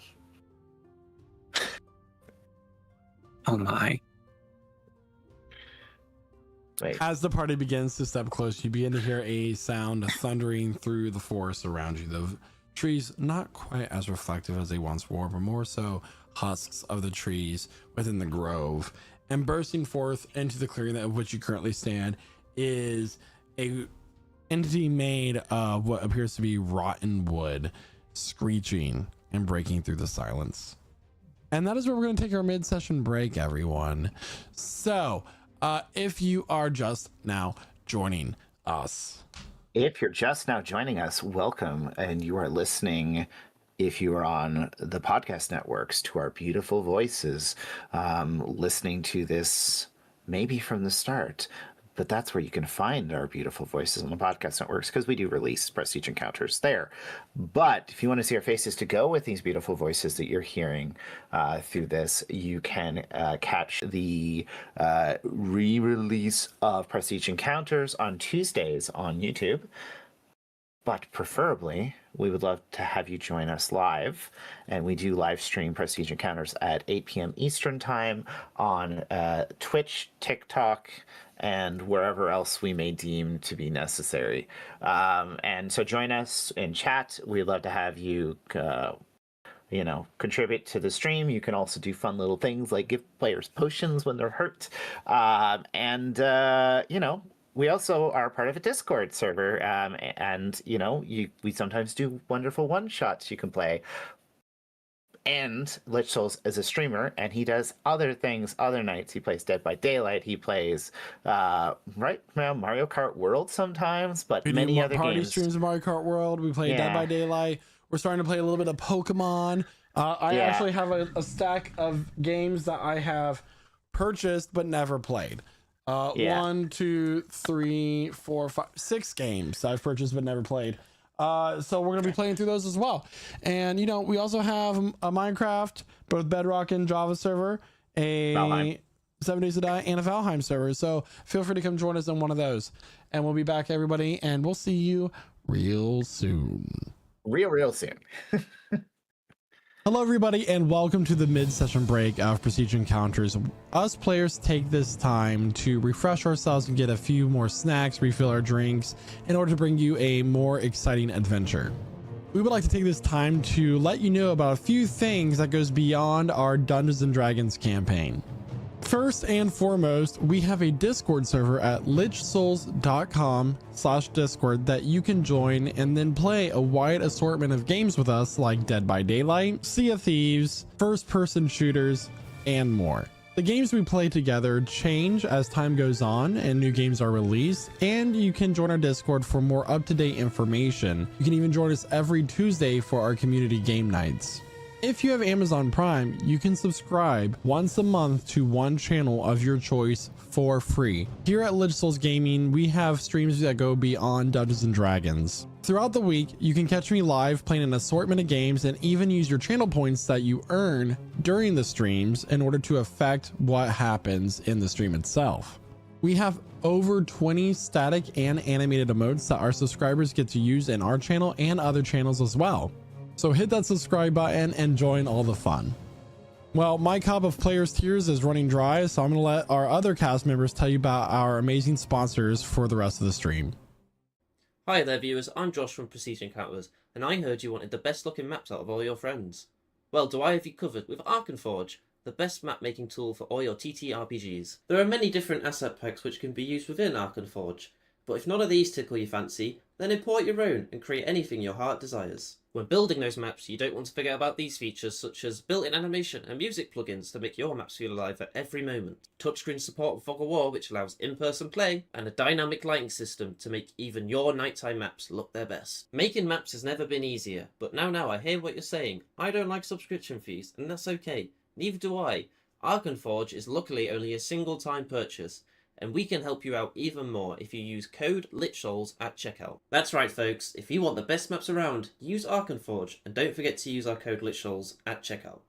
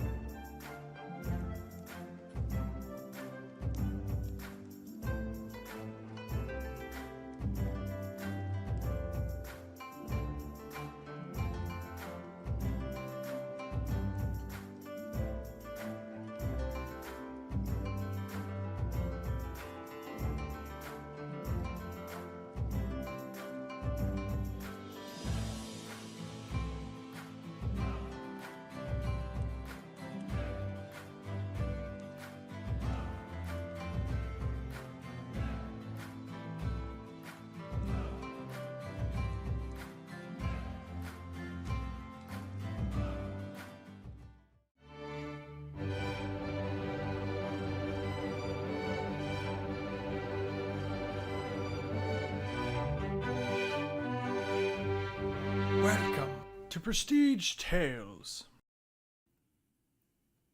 Oh, hello. I didn't see you come in there. Welcome to another episode of Prestige Tales. Tonight, we tell the tale of the dungeon master who could. Once upon a time, there was a story of a dungeon master trying to weave a grand tale of heroes and monsters. While the prose was mighty, something was missing. Combat in its most epic form must come with epic music. Knowing that this was lacking, one day the dungeon master tried to create music of their own. Let's see what happened.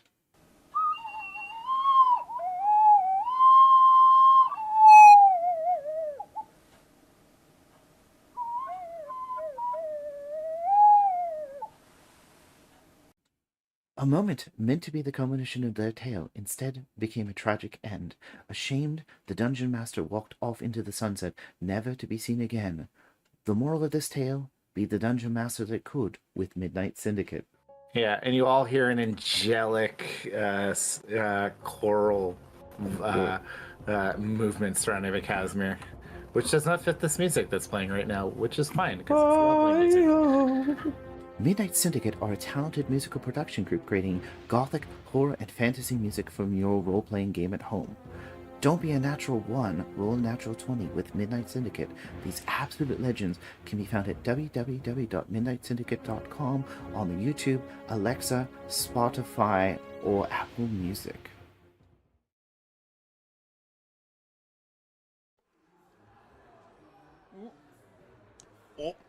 Oh, hey there, bud. Didn't see you there. Glad you could stop on by during your mid-session break there. Oh, I'm just having a cold one and watching the game here in memory of my late cousin. You may have heard of the guy, Prestige Pete Peterson. God rest his soul. Boy, I tell ya, old Pete there was a good man, and definitely did not fake his own death to throw off the scent of the IRS there. Oh, that's a touchdown. But if old Petey were here, he'd want me, his cousin, Lich Souls Larry, to tell you all about the incredible merch over there at the Lich Souls Gaming merch store. Every bit of merch you can think of to help support your favorite D&D stream. They got such things as t-shirts, hoodies, mouse pads, stickers, and so much more. So head on over to lichsouls.com/merch and pick yous up some merch there today. Well, I better get on up out of here and let you get back to your mid-session break there. Let me just find my coat and when you know it, I'm already wearing it. But before I go, I got this nice casserole back at the house if you want to come on by and take it home with you. Wouldn't be no trouble at all. You can just bring the container back at your earliest convenience. Let me just try to find my coat here. And still wearing it. Oh, jeez. I swear my mind these days, it just ain't what it used to be. Speaking of losing their mind, you know who died recently?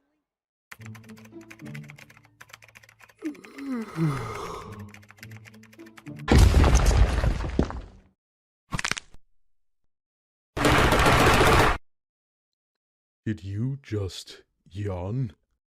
Yes. Tell me, son, what have you been drinking to keep yourself hydrated and energized? Generic coffee brand? Fool! You should be drinking Rogue Energy. What's Rogue Energy? Well, I'm glad you asked. Rogue Energy is an energy drink made by gamers for gamers. It is made to be the ultimate gaming energy drink with 0 fillers, 0 added sugars, plenty of essential vitamins, and oh so low calories. You can be supremely energized and or hydrated without the monstrous macros of the competitors. Not to mention the wide array of delicious flavors that Rogue Energy and Hydration come in. That includes both the powder formula and canned energy drinks. And get this, Lich Souls Gaming knows that our viewers are hard-working and hard-gaming individuals that need that energy throughout the day. So you can use code Lich Souls at checkout for a discount off your order of Rogue Energy. And how do you feel, young gamer? I feel great! Rogue Energy has been a complete game changer, and my order also came with this convenient shaker. You've really shown me some useful info, Mr. Rogue, sir. Now that is indeed what I love to hear.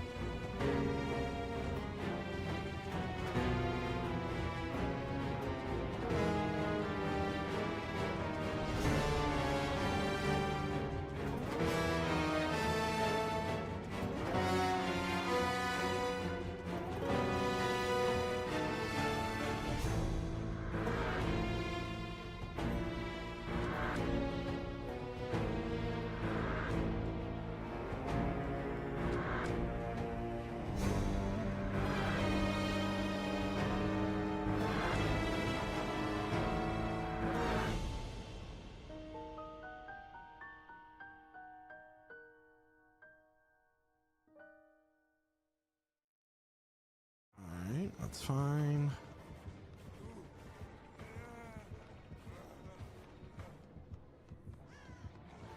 Woo! Woo-hoo-hoo! That was good. That was good. Watch my heart rate go up.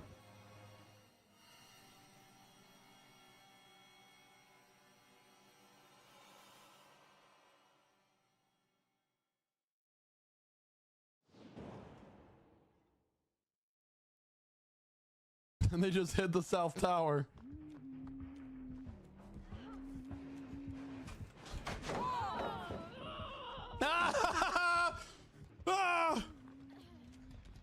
No, because then no family will be able to move here for generations. That's okay.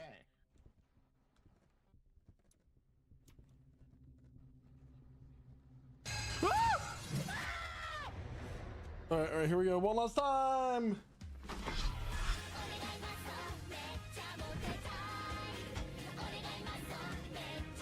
And then once to the back.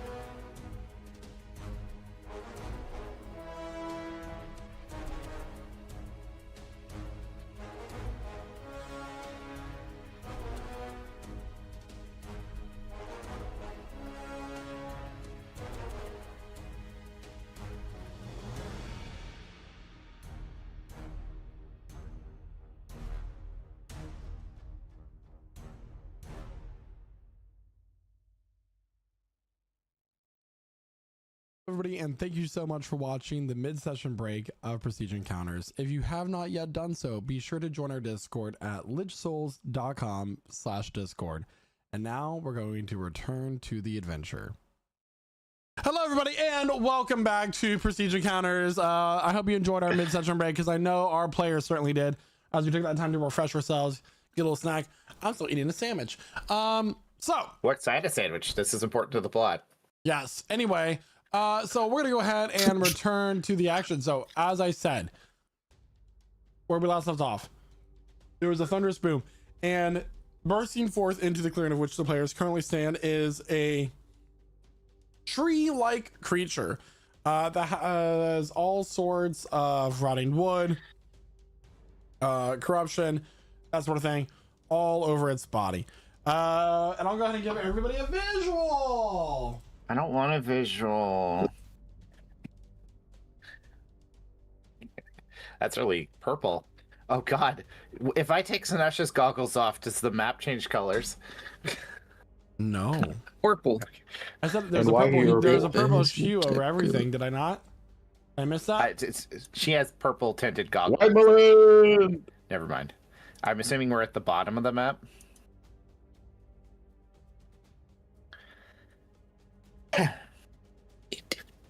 Sinasha's he leading the way. Morales is not here, right? No. Correct. Cool. Awesome sauce. He had like 3 Maybe not points awesome anyway, so he's probably for the best. I just brought him enough to get him up, and I was like, all right, that's all. We got Thickle in again.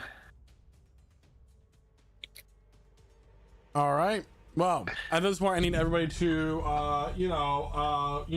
Droll initiative. roll initiative. Meow, meow, meow, meow, meow, meow. What is with these high initiative rolls of mine? I'm so shocked. Don't complain. Just enjoy it. Does exhaustion give 2 -2s on initiative? If you have it set, it will. If you have exhaustion set, it just automatically detract from it. Yeah, it did take -2, so you rolled a 22 on your. Yeah, but it was trying to take away -4. And I was like, that's not right for level 1 exhaustion. It says level 2 on your It's fine. Yeah.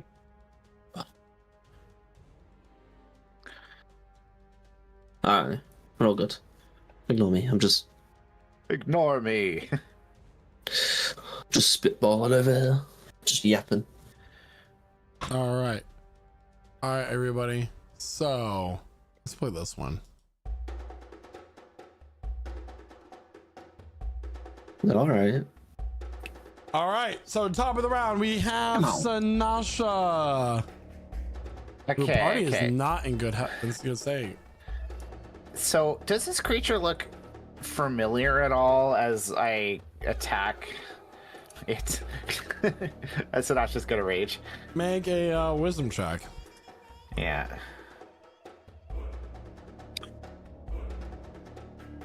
Oh yeah. 22. That was a natural 20. It does not look familiar. Something I gotta mention at the top of the round because I've never had to use this before. Yeah. Diablo gets to use uncanny metabolism here and regain some hit points. Uncanny metabolism.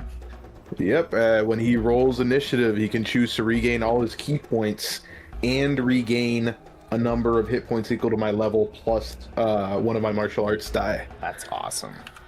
Why would you choose to not do that? Usually doesn't happen. Yeah, normally he has to list up all of his key points before our next fight. Sanasha is going to roar in a rage, seeing this decaying tree-like creature, frustrated by really her own regrets. The bark of the Tree of Aeons creeping over her body, granting her protection, and she's going to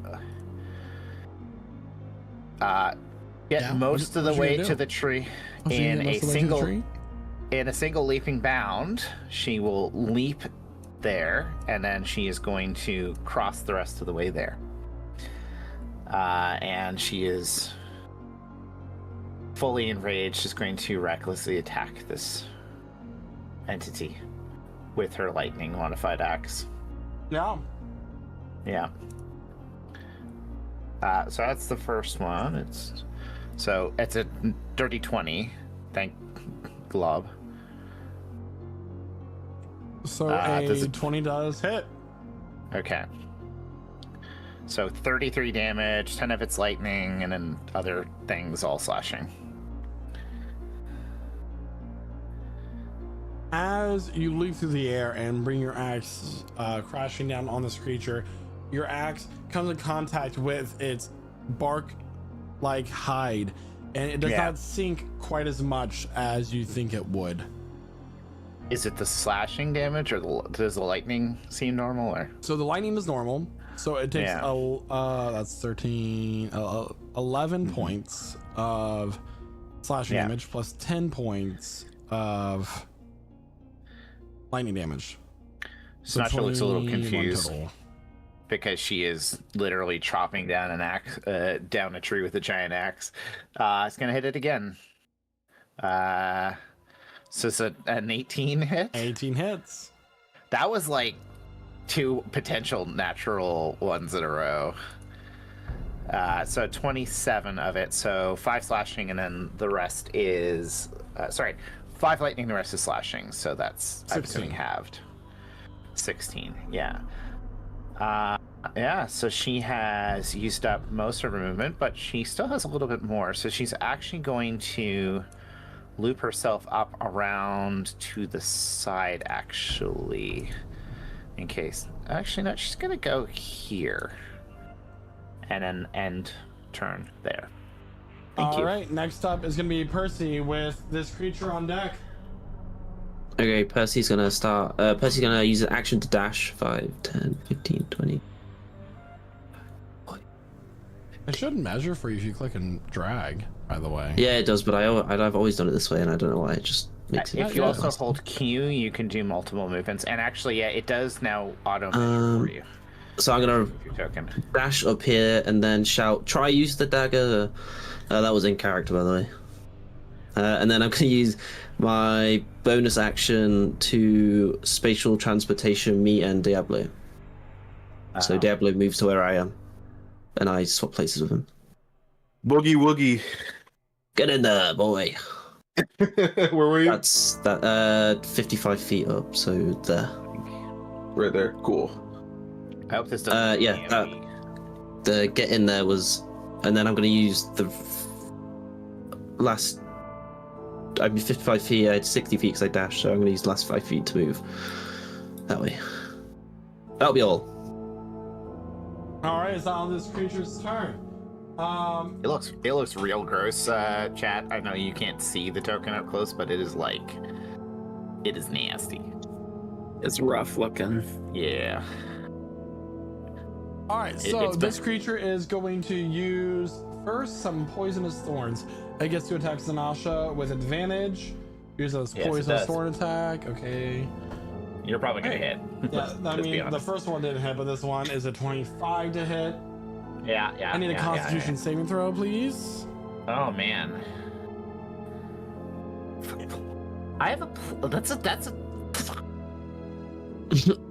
that's 10. I have a +7. All right, so you're gonna take 22 points of damage total. The first 44 plus 3 of that. 11 of that is going to be piercing damage. The remainder is going to be poison. Okay.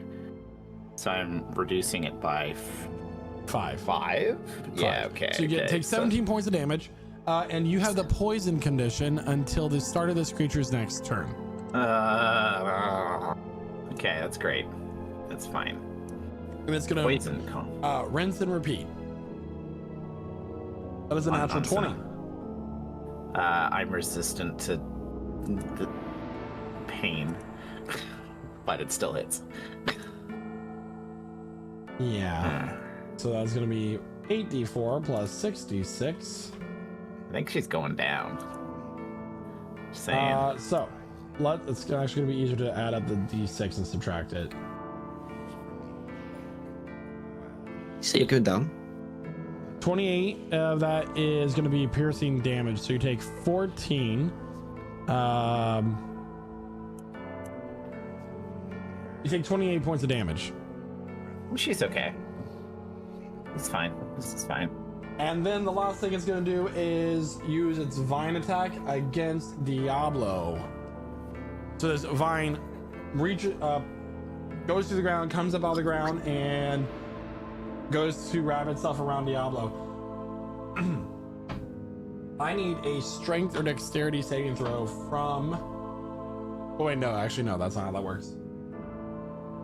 That's the escape DC, my bad. Okay. Does an 18 hit Diablo? An 18 does not hit. An 18 does not hit. All right. It does not. That ends this creature's turn. It is on Naoki's turn with Diablo on deck. Dashing is that a bonus action?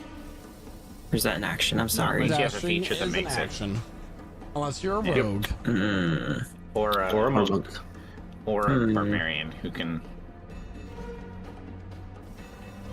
Okay, he's gonna run up using 25 of his movement, unfortunately. Because he's a little tired. And look at the creature and pull out He's going to pull out his Staff of Thunder and Lightning. I don't know why that took so long for me to think of that. And use the Thunder and Lightning action. Okay. It's 120 feet long, and it is a, let me see here. It's a lightning strike. It is DC 17 saving throw. What type of save? Dex. Advantage. So it gets advantage on this. It is going to get a 10 for the save. Can you draw the line, please?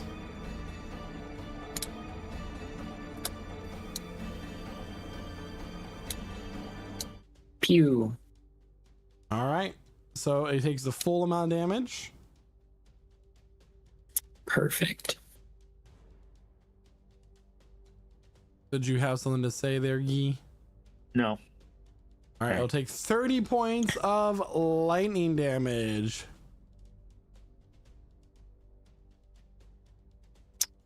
And there we go. That's Naoki's whole turn. It's now Diablo's turn. Emlyn on deck.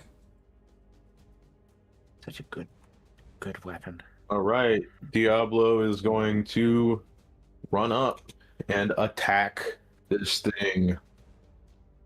Is he gonna? The 13. 13 misses. All right, he will attack it again. Oof. A 10. 10 also misses. Far away I Renatus is believe nice. I have leftover inspiration from last session. I'm gonna try to re-roll that last thing because Okay. a 10 fucking sucks. Okay, yeah. Wow. Okay. Be sure to declare your roll. Yeah, there's a 13. It's the same as the first one. It misses, Okay. unfortunately. Yeah, I will expend a point of focus to make some attacks with flurry of blows. It's a 16. Does that hit? 16 just hits. Wow. Okay. All right.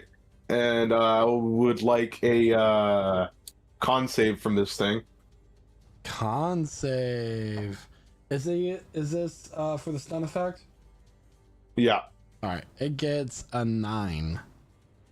It wait. fails and it is now stunned. Okay, it gets a 14. Does that change anything? That fails. Okay, cool. It is stunned. Cool. Let me just double check on how long it's stunned for. Yep, until the start of my next turn. Alright, so this last attack will have a will have advantage. And that misses anyway. But it's stunned! All right, so as Diablo goes up and tries to punch at this creature's bark-like hide, it is its natural armor deflecting his blows, but he manages to find a weak spot within the ciliary nervous system of this creature. It begins to let out a streak, but it falls stunned. With that, it is now Emlyn's turn.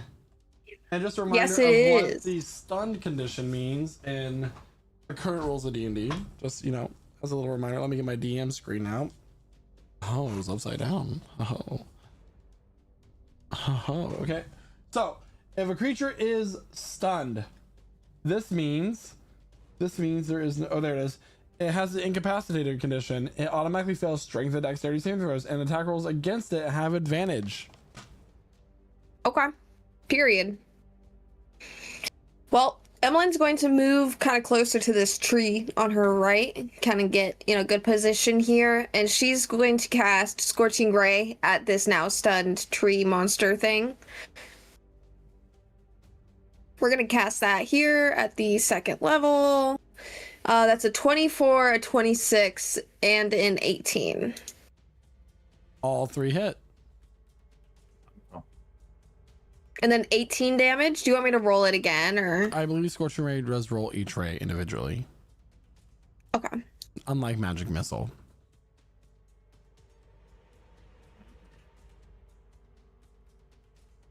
Am I reading this correctly? Let me see here. 5, 4, I think 7. you're rolling the damage there. Yeah. 5, Right, 4, never mind. 7. Yeah. Right. That will be 16 16. points of fire damage. This creature is looking bloodied. Oh. Great. And that's my turn. All right, as this creature has a number of scorch marks across its body, we now enter the top of initiative with Sanasha, who has the poison Okay. condition. She does have the poison condition, which does things to her. Great. And just a reminder, how long is the stun for there, Diablo, at the start of your next turn? End of. Yep. Start of. Yep. All right. Okay, so I have disadvantage on attack rolls and ability checks, but it's stunned, so I get to roll straight. Right? Mhm. And I can't take double advantage to give myself advantage because that's not how this works. So we're just gonna hit good old normal style. That is correct. 2 lefts do not make a right. Yeah, normal style attack. Feel like it's a 19. Hits. Pshaw. 31 damage. 7 of that's lightning. All right. So that is what? 16 plus 8. All right. Yeah. So it takes 19 points of damage. And oops. We'll do it again. 18. Hits. 35. 7 points of damage. So that is 28 half. 21. Takes 21 total. Yeah. It is looking really hurt. Okay. Sanasha's feeling a little rough right now. Also, let's see. No, Diablo. Oh, Diablo is not that far away. So Diablo is going to get some temporary hit points, I guess. So get some temporary hit points. Let me just roll those dice. You get 10 temporary hit points automatically, as the bark of the Tree of Aeons shields you from further damage.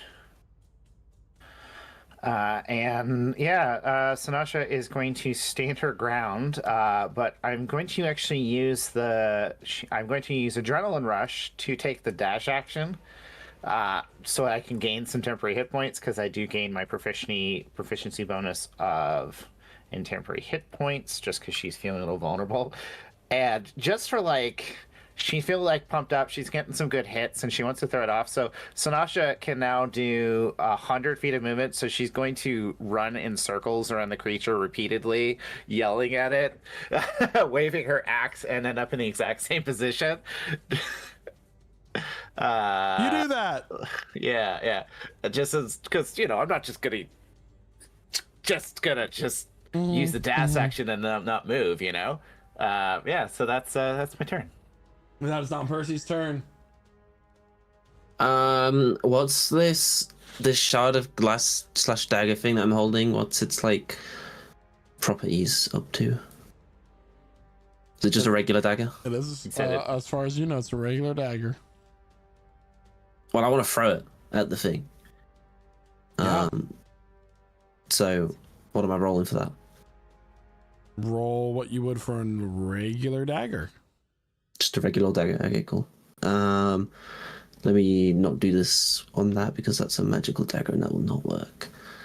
So it's going to be this plus a 7.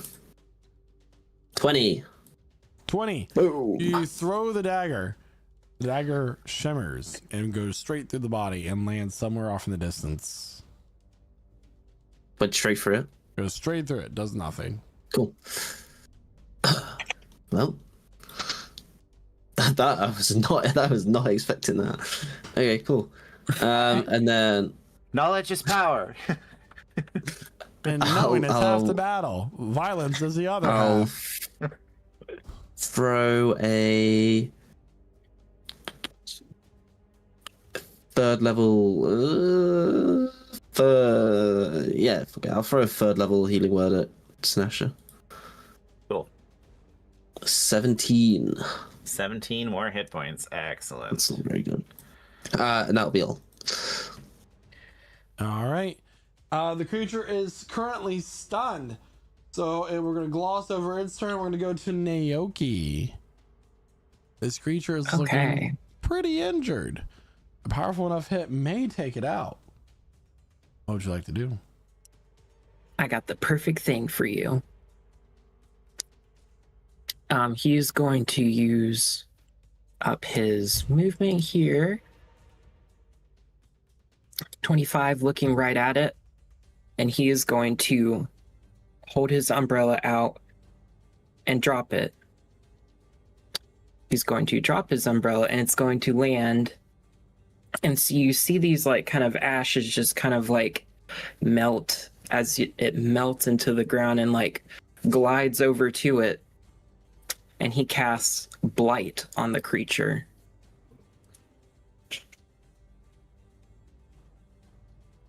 Good answer, nephew. It's an auto fail for it. It does.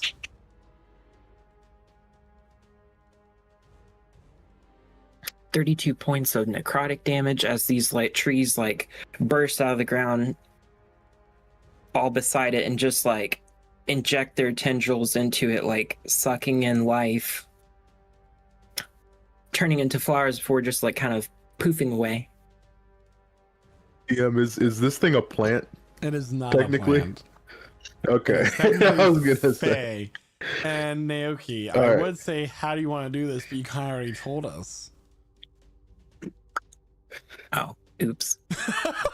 But it's okay. So Oh, that's a good as thing. these carnivorous plants erupt from the ground and begins to eject a type of fluid into the body of this creature, much like the fangs of a spider, dissolving it from the inside out. This creature turns into a husk, much like a plant that has rot at the base of it, at the roots, and it collapses in on itself, shrieking and dissolving into the dirt.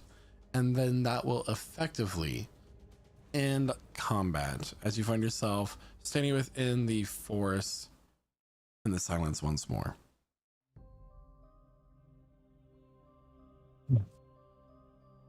Okay. Sanasha, are you okay? He's gonna like look over at her. I think the poison condition is passed, right? It has passed. It passed at the start of that creature's turn, but it was stunned. I'm okay. Oh, okay. I'm good. I'm okay. I did really hard. Oof. Did anyone see where my dagger landed? I didn't think she'd go straight through it. That's my bad. I'm assuming that What dagger? I threw that glass, a shard. I thought it was like, I don't know. Went that way. Yeah. Thank you. Let's continue moving forward to the tree.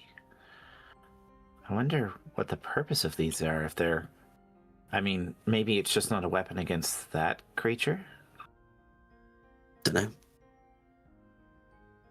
If we have an hour of walking, do we have an hour of walking ahead of us, do you think? Towards the destination? You might. What are you trying to do? If so, and because we're not really going at a super fast pace, you Do you maybe want us could to consider carry it you so you some can take a short rest. perhaps, because then what I could do is I could switch one of my spells and get identify and then identify these pieces. So if you guys would just mind going real slow for me, let me just look over my book here. I think you have to Yeah. like. Don't you have to like settle down and like do something for a short rest to happen? Like It's light Like- activity. light So activity. you have to so and same goes for identify. You have to sit down and do a ritual casting. If the party were to take a short rest and you were to cast identify, you would not get the benefits of the short rest. Right. She wouldn't have identify. She'd have to take short rest first to get identify. To switch it over. Okay, so that's what you want to do.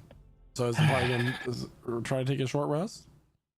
Are we feeling weaker now? Like, and then Sinatra has a bug in her mind thinking of the druids slowly fading away as they're resting in those ritual circles. Are they feeling less connected to their mortal forms? Not at the moment. You want to take an hour? Try to rest? We do need. If I may. Okay, I mean, we might as well stop and try. Some of you look pretty battered. It couldn't hurt.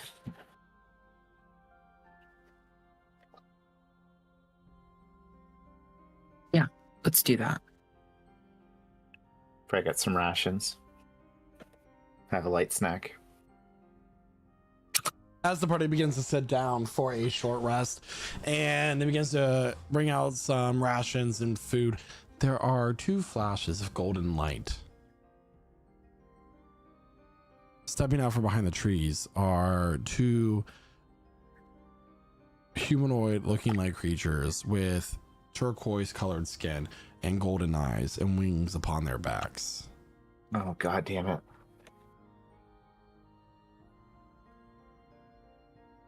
I truly did not think that you would be foolish enough to leave the protection of Nexus. I concur. It is interesting that they were so willing to step away from that protection.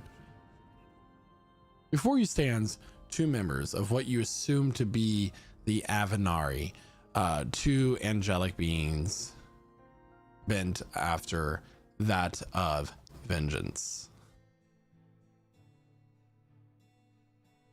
I mean, if you truly think about it, we don't particularly have anything to hide. Yes, we made a mistake, but we're not your enemy. We're not trying to fight you. We're not hunting you. I don't get it. To be honest, I don't get it. Like you're out here trying to kill us for a mistake that we made. Yes, cool, pretty bad one, but come on, man. Do you think that your mistake did not cost the lives of thousands of people? Do you want to see what is happening within? No, I know. Yes. I need to see. Show me. Even if they don't want to see, show me. In front of you, a mist begins to curl around the small campfire that you have made for this short rest. And in the smoke, you see that of what was Kiradel. There are banners and heraldry made for contrasts upon the walls. People in chains, building, making fortifications, while demonic creatures and overseers rule them. Those who lived in Kiradel are now subjects and forced to work under their cruel hand. The sky is no longer that of beautiful sunrises, and the buildings no longer shimmer as if they are covered in a million diamonds. It is now the haze of industry and metal and smoke. This is the outcome of your small mistake. I didn't say small.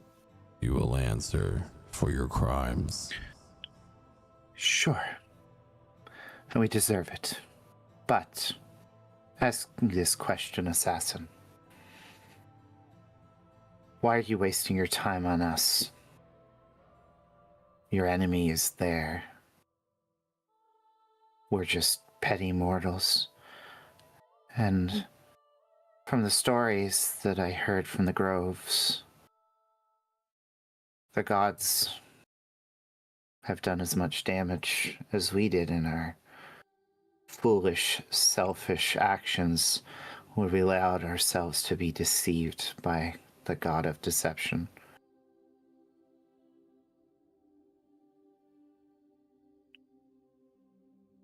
As Sanasha is speaking these words, the 2 angels raise their weapons. Golden light begins to shine from them. And everybody, I need you to roll for... Wait. You... Now. Tell me, Veiled Vanguard. Should I save you? Behind all of you, opposite from that of the angels, stands a woman.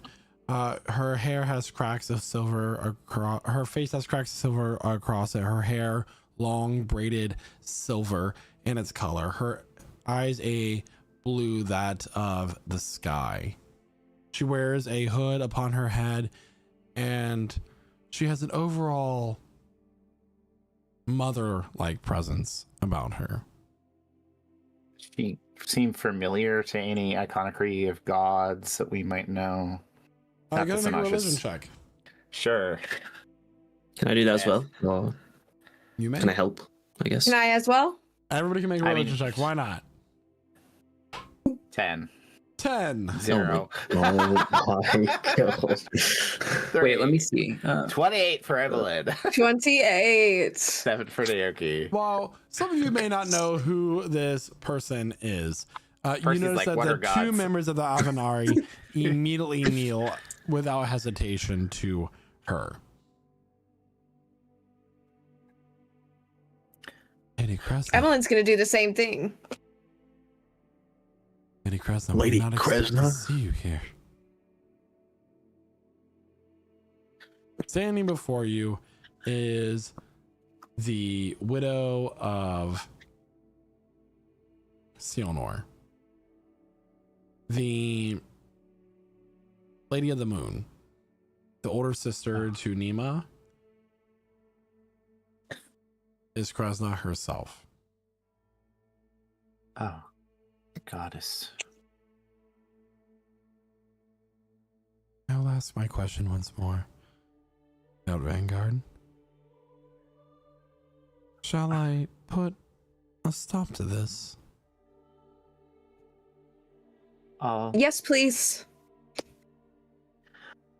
Please.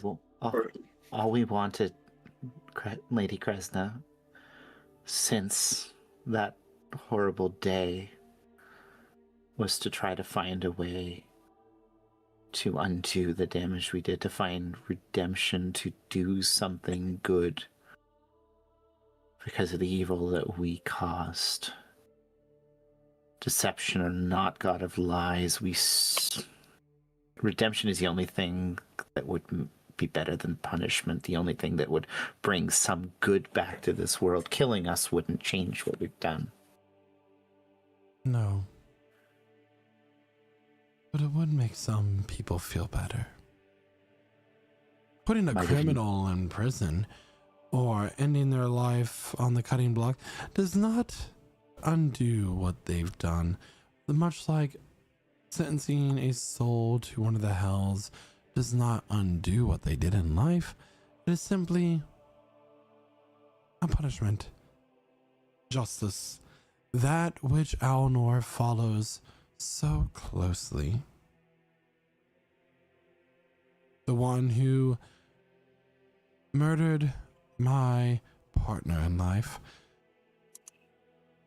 faced judgment, faced his punishment, faced his justice. Many gods that have committed sins against the order of the world have faced judgment. Are you above the gods, dear girl? No. Do you believe that you are above justice for what you've done? No. Of course not. We're just foolish mortals who did a selfish act. Out of love. Fear of losing the thing we cared about most in the world, the pain that even, it turns out, gods can feel. She doesn't raise her eyes to look at Kresna, but she says this. Diablo, you raise your hand. Now, of course, I wasn't directly involved in the situation, but these are my friends. I do have to ask, is there no justice in taking the people who were trapped in a deceptive scheme and using them as vessels to clean up the mess they made?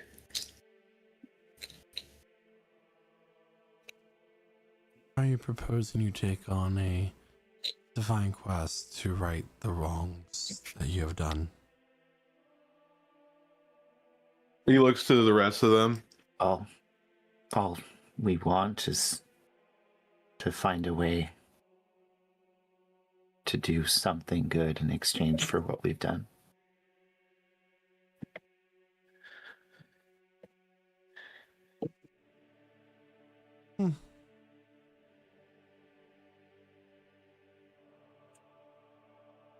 Yeah, I mean, this suitable, perhaps. Yet, I fear that simply replacing Contras and removing him would not be enough to atone for what you've done. What else are you willing to do?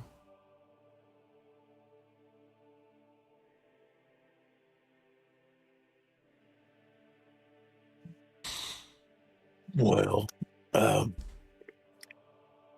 I myself willing to do many things, but I'm clueless as to what specifically we can offer.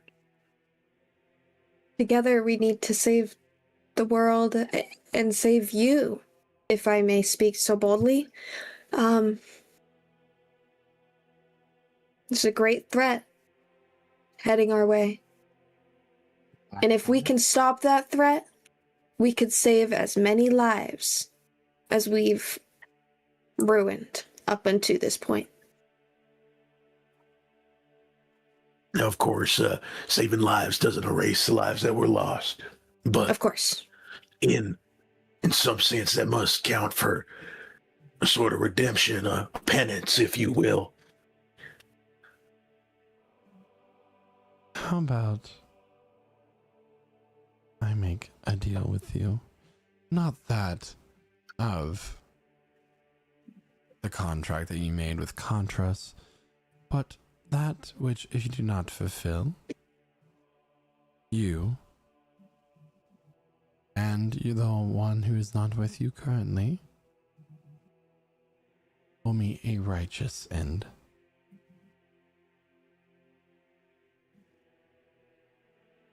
You do not have to abandon your morals. You do not have to abandon anyone that you may follow. You must bring an end to Contras. Retrieve the sword that he wields and bring it to me, so I may undo what has been done to the king of Trailworm. And one last thing. If you do this, your sins will be atoned for, but there's also something else that you may do. And for this, I will offer you an additional reward.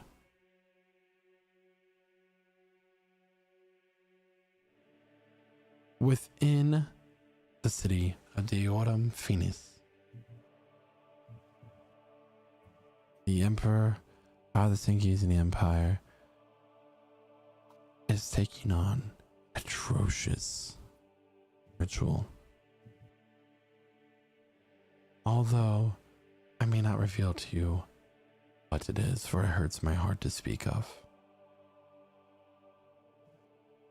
But there's a particularly ancient being assisting with it, one who once was a threat to the beings of order themselves, and once ally of the Seekers.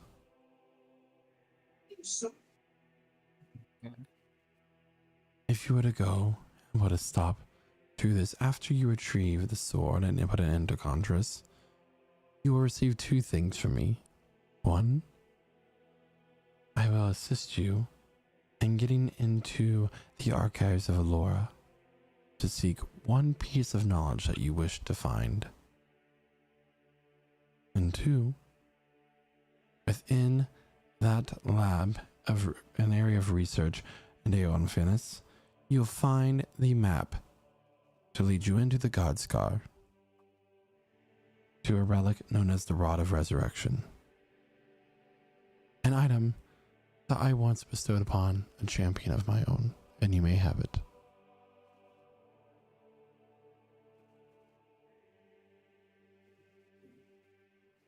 For those of you who don't know, by the way, the Rod of Resurrection is something I have once toyed the idea with of offering to a party, but never officially given it to them.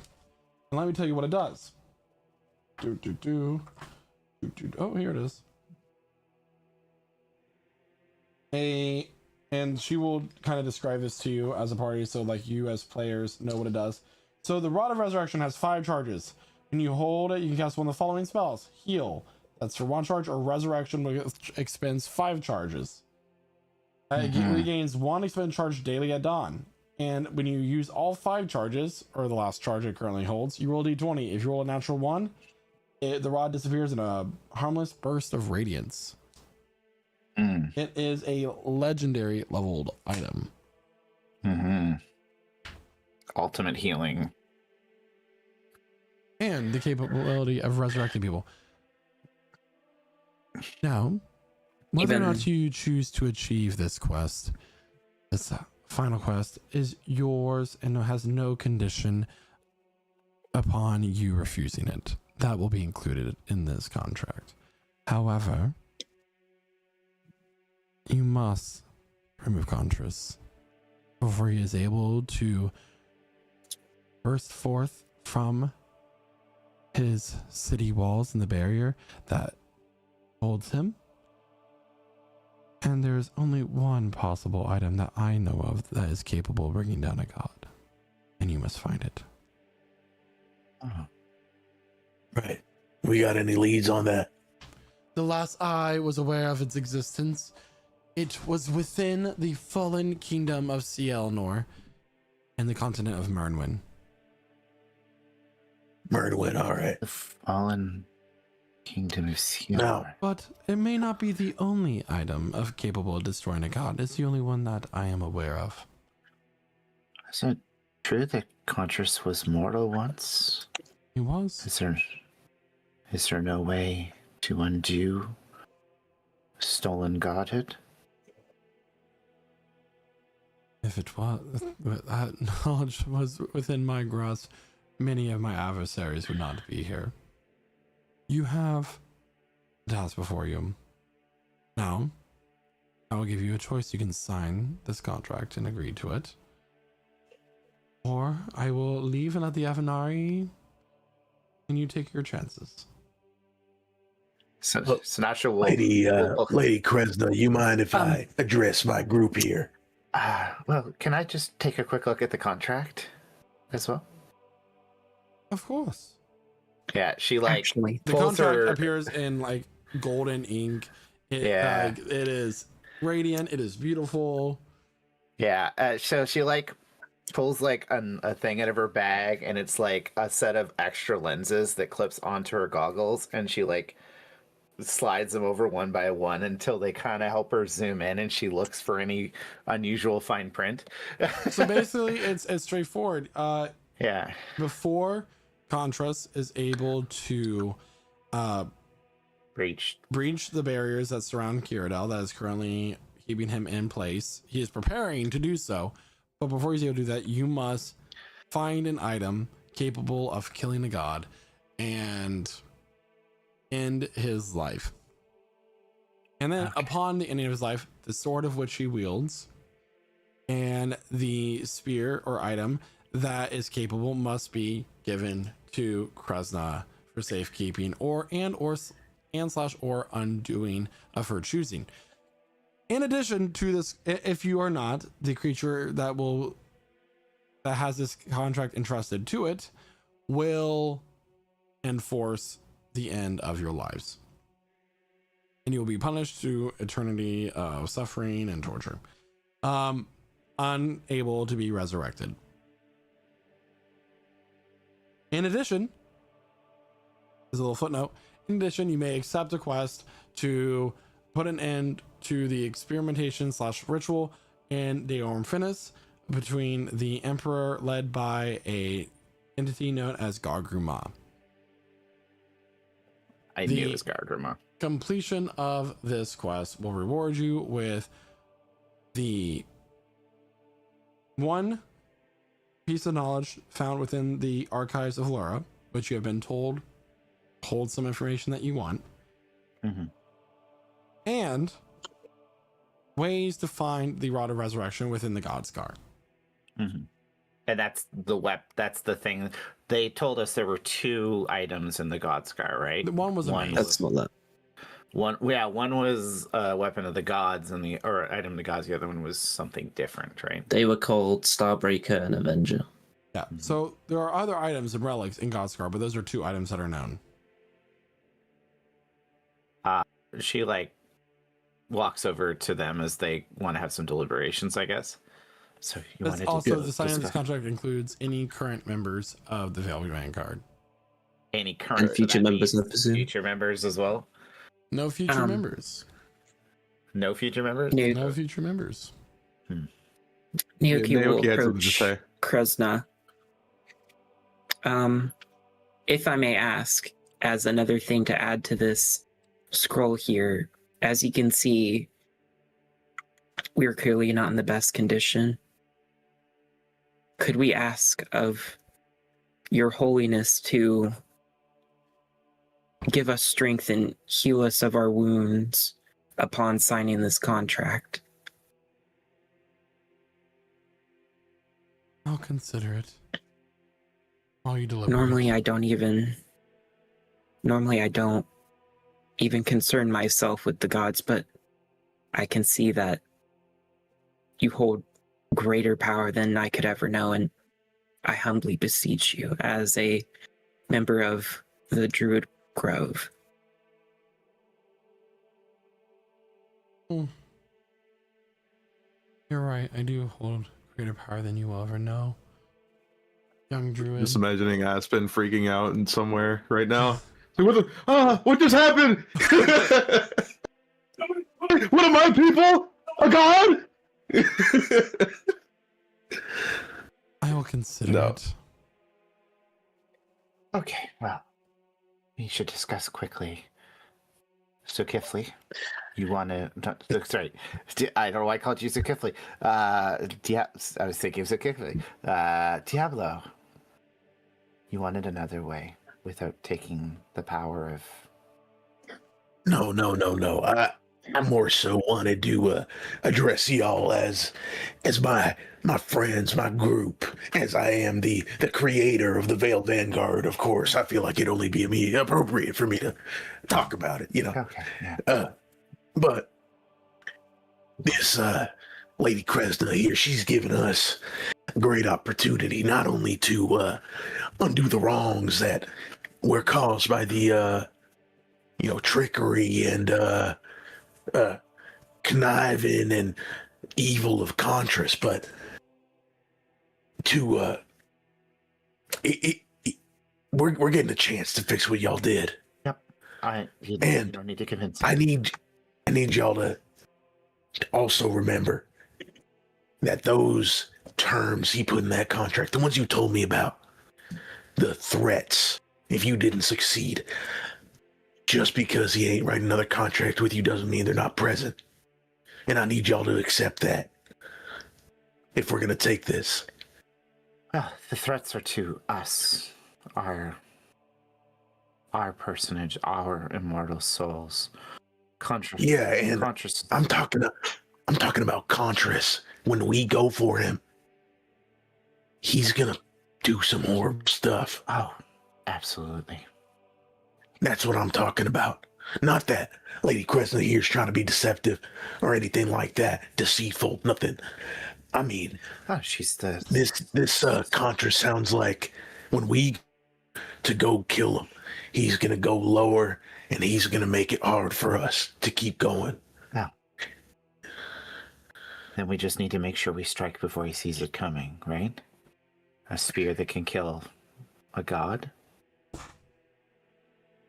We try to be as effective as possible, but we need to understand the risks and accept them. Yeah. The risk is that we die now. Or we get a chance and maybe die later. That's what I mean. Everyone speak up. I'm willing to take this. I'm willing to take this. I think we should sign it. There's not many downsides Yeah, I'm willing to take to this this. contract. Mm-hmm. Or we Yeah. die. And Might I add, Yeah. being given the official documentation and sponsorship of Lady Kresna to foil the plan of this emperor, given the opportunity, Mhm. is a great opportunity. It's a great opportunity. Even if we decide not to do it, that sweetens the deal for me. Then more than it adds more tonnage to the contract, Right. So you, Imagine our resumes, right? yeah, champion, whatever that is. champion of Krasna, destroyer of the god of deception itself, Zulkifli, king of the truth. No, Diablo. I keep saying Zulkifli. Sorry, I gotta put my brain back in Diablo, king of the truth. Hey, I'm no. Fist of truth. I'm Diablo Dorado, the conqueror of death and the immortal, if you will. Write that down. Write that down. Oh, it's already written down up here. We got to get that circulating. We have to. Oh, Emmeline's gonna start jotting down a little game plan of how they're gonna monetize the group. Now I'll just make sure with all of you, you're okay with this contract. You, Naoki, you okay with this? You seem pretty okay with it. Percy? I think we should. I mean, I've been trying to live a life of good for so long, and I've done so many wrongs. Like, this is a chance to finally turn it around. We could be known as the good guys once. Maybe. Hopefully. Yeah. And even though I claim to hold the power of a golden sun within me, I don't mind getting the help of a silvery moon on my back. Yeah. You can either be lit by the reflected light of the moon or live in the shadow of eternal night. Gold still glitters in the moonlight, baby. All right. I think Great. I think it's at a decided. consensus. Yeah. Emmeline's gonna turn around and is the contract itself, is she holding it? Or is it kind of Sasha has floating? Oh, great. Right. Here, hand that over. I'll just sign it. Okay. So, And she'll go ahead and contract Diablo, reads once Diablo should again. sign first. The contract reads once again that the party, before Contras is able to breach the barrier surrounding the city of Kiradel and begin his invasion on the mortal plane, they must, number 1, find an item capable of killing a god. 2, and end his life. If they're not able to do so, they may turn over. If they're unable to do so or unwilling to do so, they may turn over the weapon to Krasna to find someone to do it, or use it as she wishes. Upon the ending of Contras's life, they are to retrieve the sword of the Dragon Emperor that the Dragon Emperor became, so she may treat it with dignity that she sees fit. Mhm. If they are unable to do so, the enforcer that this contract will be assigned to will handle out proper justice for the violating party that are current members of the Veiled Vanguard. Majority signing ruling. Subcontract to end the ritual / experimentation in the city of Deormfinis under the supervision of Draculage Gargruma. The reward for doing so will be entrance to the archives of Valera, assisted by Kresna, for 1 piece of information, and a map to the Rod of Resurrection. How long do you think we have until he can break out of Quiradel? You're asking Kresna? Yeah. My lady. Who's to say? People were once able to read precisely into the future, but Astaria had other things to say about that. Might be for the best. Then, we don't have time to dither. Diablo, you're the founder. Yeah. He'll grab. Is there a quill or something available? Mm-hmm. Okay, he'll grab said quill, assuming it's magically inked already with silvery ink or something of the Mhm. sort. Yeah. And he will sign next to where it says "sign here," I suppose. Yep. So this contract is that of gold parchment. It is a gold plate. In fact, as you sign with the quill, what you write rather than ink is etched into the gold plate. So does everybody sign it? Does anybody not sign it? I just need a majority rule, so I need at least 4 people to sign it. I think everyone's signing it. Amazing. Fine.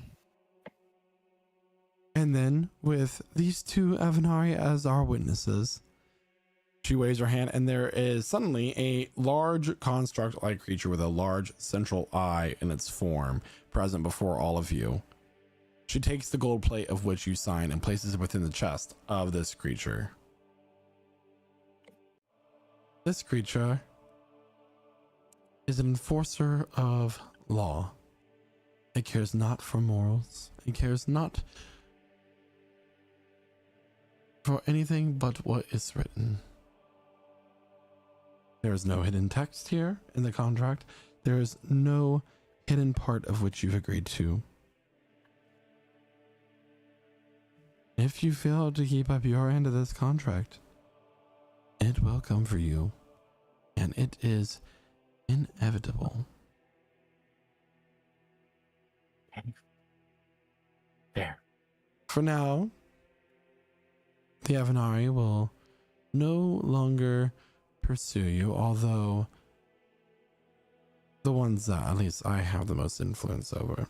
These 2 just so happen to be 2 I have influence over, and thus will be on their way. Although I am not able to fully take care of your wounds,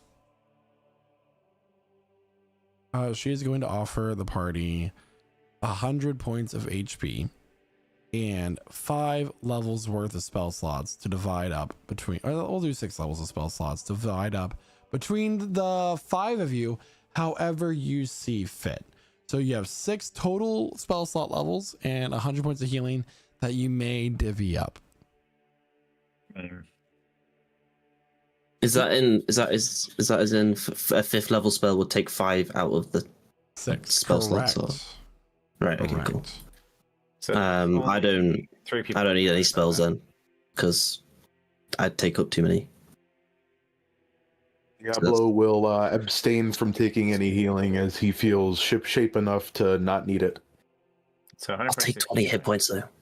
20 hit points for Percy. We've got 80 left. 80 left. 80 left. Any takers? Any takers? Who's... It should be 20 for Percy, 20 for Sanasha, 20 for Emmeline, and 40 for Naoki. What, you want me to have all that? Are you sure you don't want any more? It's proportionate. It'll work out, right? Sure. I suppose. Sanasha takes all the spell points and they fizzle. She doesn't know. Okay. What? She doesn't. She can't draw the weave, right? Yes. And then, what did you say about spell slots? Like, if you get a 5th level, that consumes like 5 slots. 5 of the 6 total levels. Yeah. So Percy's not taking anything. You could both take a 3rd level spell slot or 3. Well, I'll take a 2nd if there's one going, but I'm not. If you guys, Emmeline's taking a 2nd. It's 2 points left. 2 of 6. So You can also take 2 level first, 1 1 spell second. slots, or you can have 1 second level spell slot. I will take 2 level 1s back. And so it has been agreed. before you, in that tree, is another powerful creature, as there always is.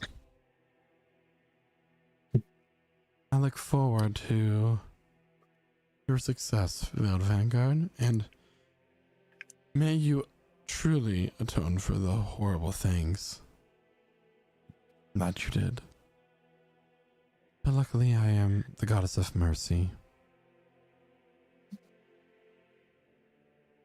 My priests will pray for your success. Let's hope you find it. And with that, in the silver light, she and the two angels vanish. And what happens next will be a story for another time. So everyone, thank you so much for tuning in to tonight's session of Procedure Counters. That is where we're going to leave off for now with the conclusion of the Lost Grove arc ending next week at 8 p.m. Eastern Standard Time here at twitch.tv/LichSouls, where we will continue on this story.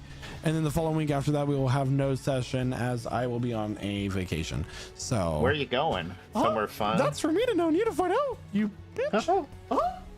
Anyway, so that is where we're going to be concluding tonight's story, though, however. So I hope everyone has had a wonderful February so far as we're on February 4th. I'm going to pass it on over to Jeremiah, who plays Diablo Dorado. Yeah, wonderful session, everybody. Some good role play, some good, a little bit of combat and all. That combat was pretty cool. And of course, as always, legendary 1 bajillion IQ plays from Diablo Dorado, as he is the most intelligent in the party and the best in the world, and the greatest in general. But yeah, I mean, great session. I cannot wait to see what horrible monster waits for us inside this tree. I'm sure it'll be super easy and not hard at all. No, okay, anyway. I'll pass it over to Guy, who plays Sanasha. Yeah, that was an interesting session. I mean, I always love role-playing in general, but having those, like, really cool improv moments where you go to somebody and say, what weighs down on you the most, and thinking in that moment with your character, what really is weighing down on our characters the most, and having that raw emotional process happen live without any planning is brilliant evil play, and I want to thank our Dungeon Master for giving us that opportunity, as he does every week, give us opportunities to shine in his fascinating, horrible, wonderful world. And horrible? Yeah. Horrible world? Well, horrible, wonderful. Like, it's brutal and has horrors and nightmares and kings who, you know, kill and betray, and queens who become demons, and, you know, it's a fun place to play. Dungeons and Dragons is wild, and we're enjoying playing in this world. But yeah, so as I am rambling, I'm gonna pass it on to Josh, who plays Zulkifli. Just kidding, he plays Percy. I just wanted to bring it back. Yeah, cool sessions, cool session. Like the cool lore drop. Don't like what I saw in Cyrodiil. That is not very cool, but we'll get to him when we get to him. We'll just bin off this contract. We just won't do it. It'll be fine. And we'll just beat up that chest thing. I'm sure it'll be fine. We could beat it. No, very cool session. Yeah, I don't really have much else to say, so I'll just pass it on to Chloe, who plays Evelyn. Or Zulkifli. I really have to echo similar statements that have already been made. Excellent roleplay this session. The combat was pretty fun. I personally am very excited for future sessions, for us to go back to the other continent to explore those ruins and find the weapon we need. Yeah, so I mean, you're just gonna have to tune in with us every week, except for that 1 week. But other than that, that's really all I got. Thank you to everyone here who's playing. Thank you to chat. And thank you to Michael, our DM. With that, I'll pass it over to Isaac, who plays Naoki. Hi. So this has been a very interesting session. Just, you know, low-key seeing all of the characters kind of trauma dump to Amir, and then, you know, there's just a lot of feels there that you usually don't get in a lot of campaigns. Most people think D&D is just all about just kill the dragon, kill the BB-EG. But I can't wait to see what happens as we move closer to this tree. It seems like a very powerful foe is waiting for us, and I feel like we're gonna find out more about what's up with like Naoki and Sanasha, since they're so closely tied to the Grove. Maybe we'll find out more, but I'll have to find out next time. And I'll pass it over to Michael, who is our lovely DM. Me, I'm lovely. Thank you so much. Everyone, thank you so much to everyone who had tuned into tonight's session. Don't forget that we are live throughout the week for a number of games. Dead by Daylight, we play Mario Kart World together here and there, and other titles coming into the rotation because Dead by Daylight makes me want to kill kittens. And so there's that. But it's also a fun game sometimes, but sometimes it's not. Anyway, so thanks so much everybody for tuning in tonight, and I hope to see you next week here at 8 p.m. Eastern Standard Time here at twitch.tv/LichSouls. Until next time, bye.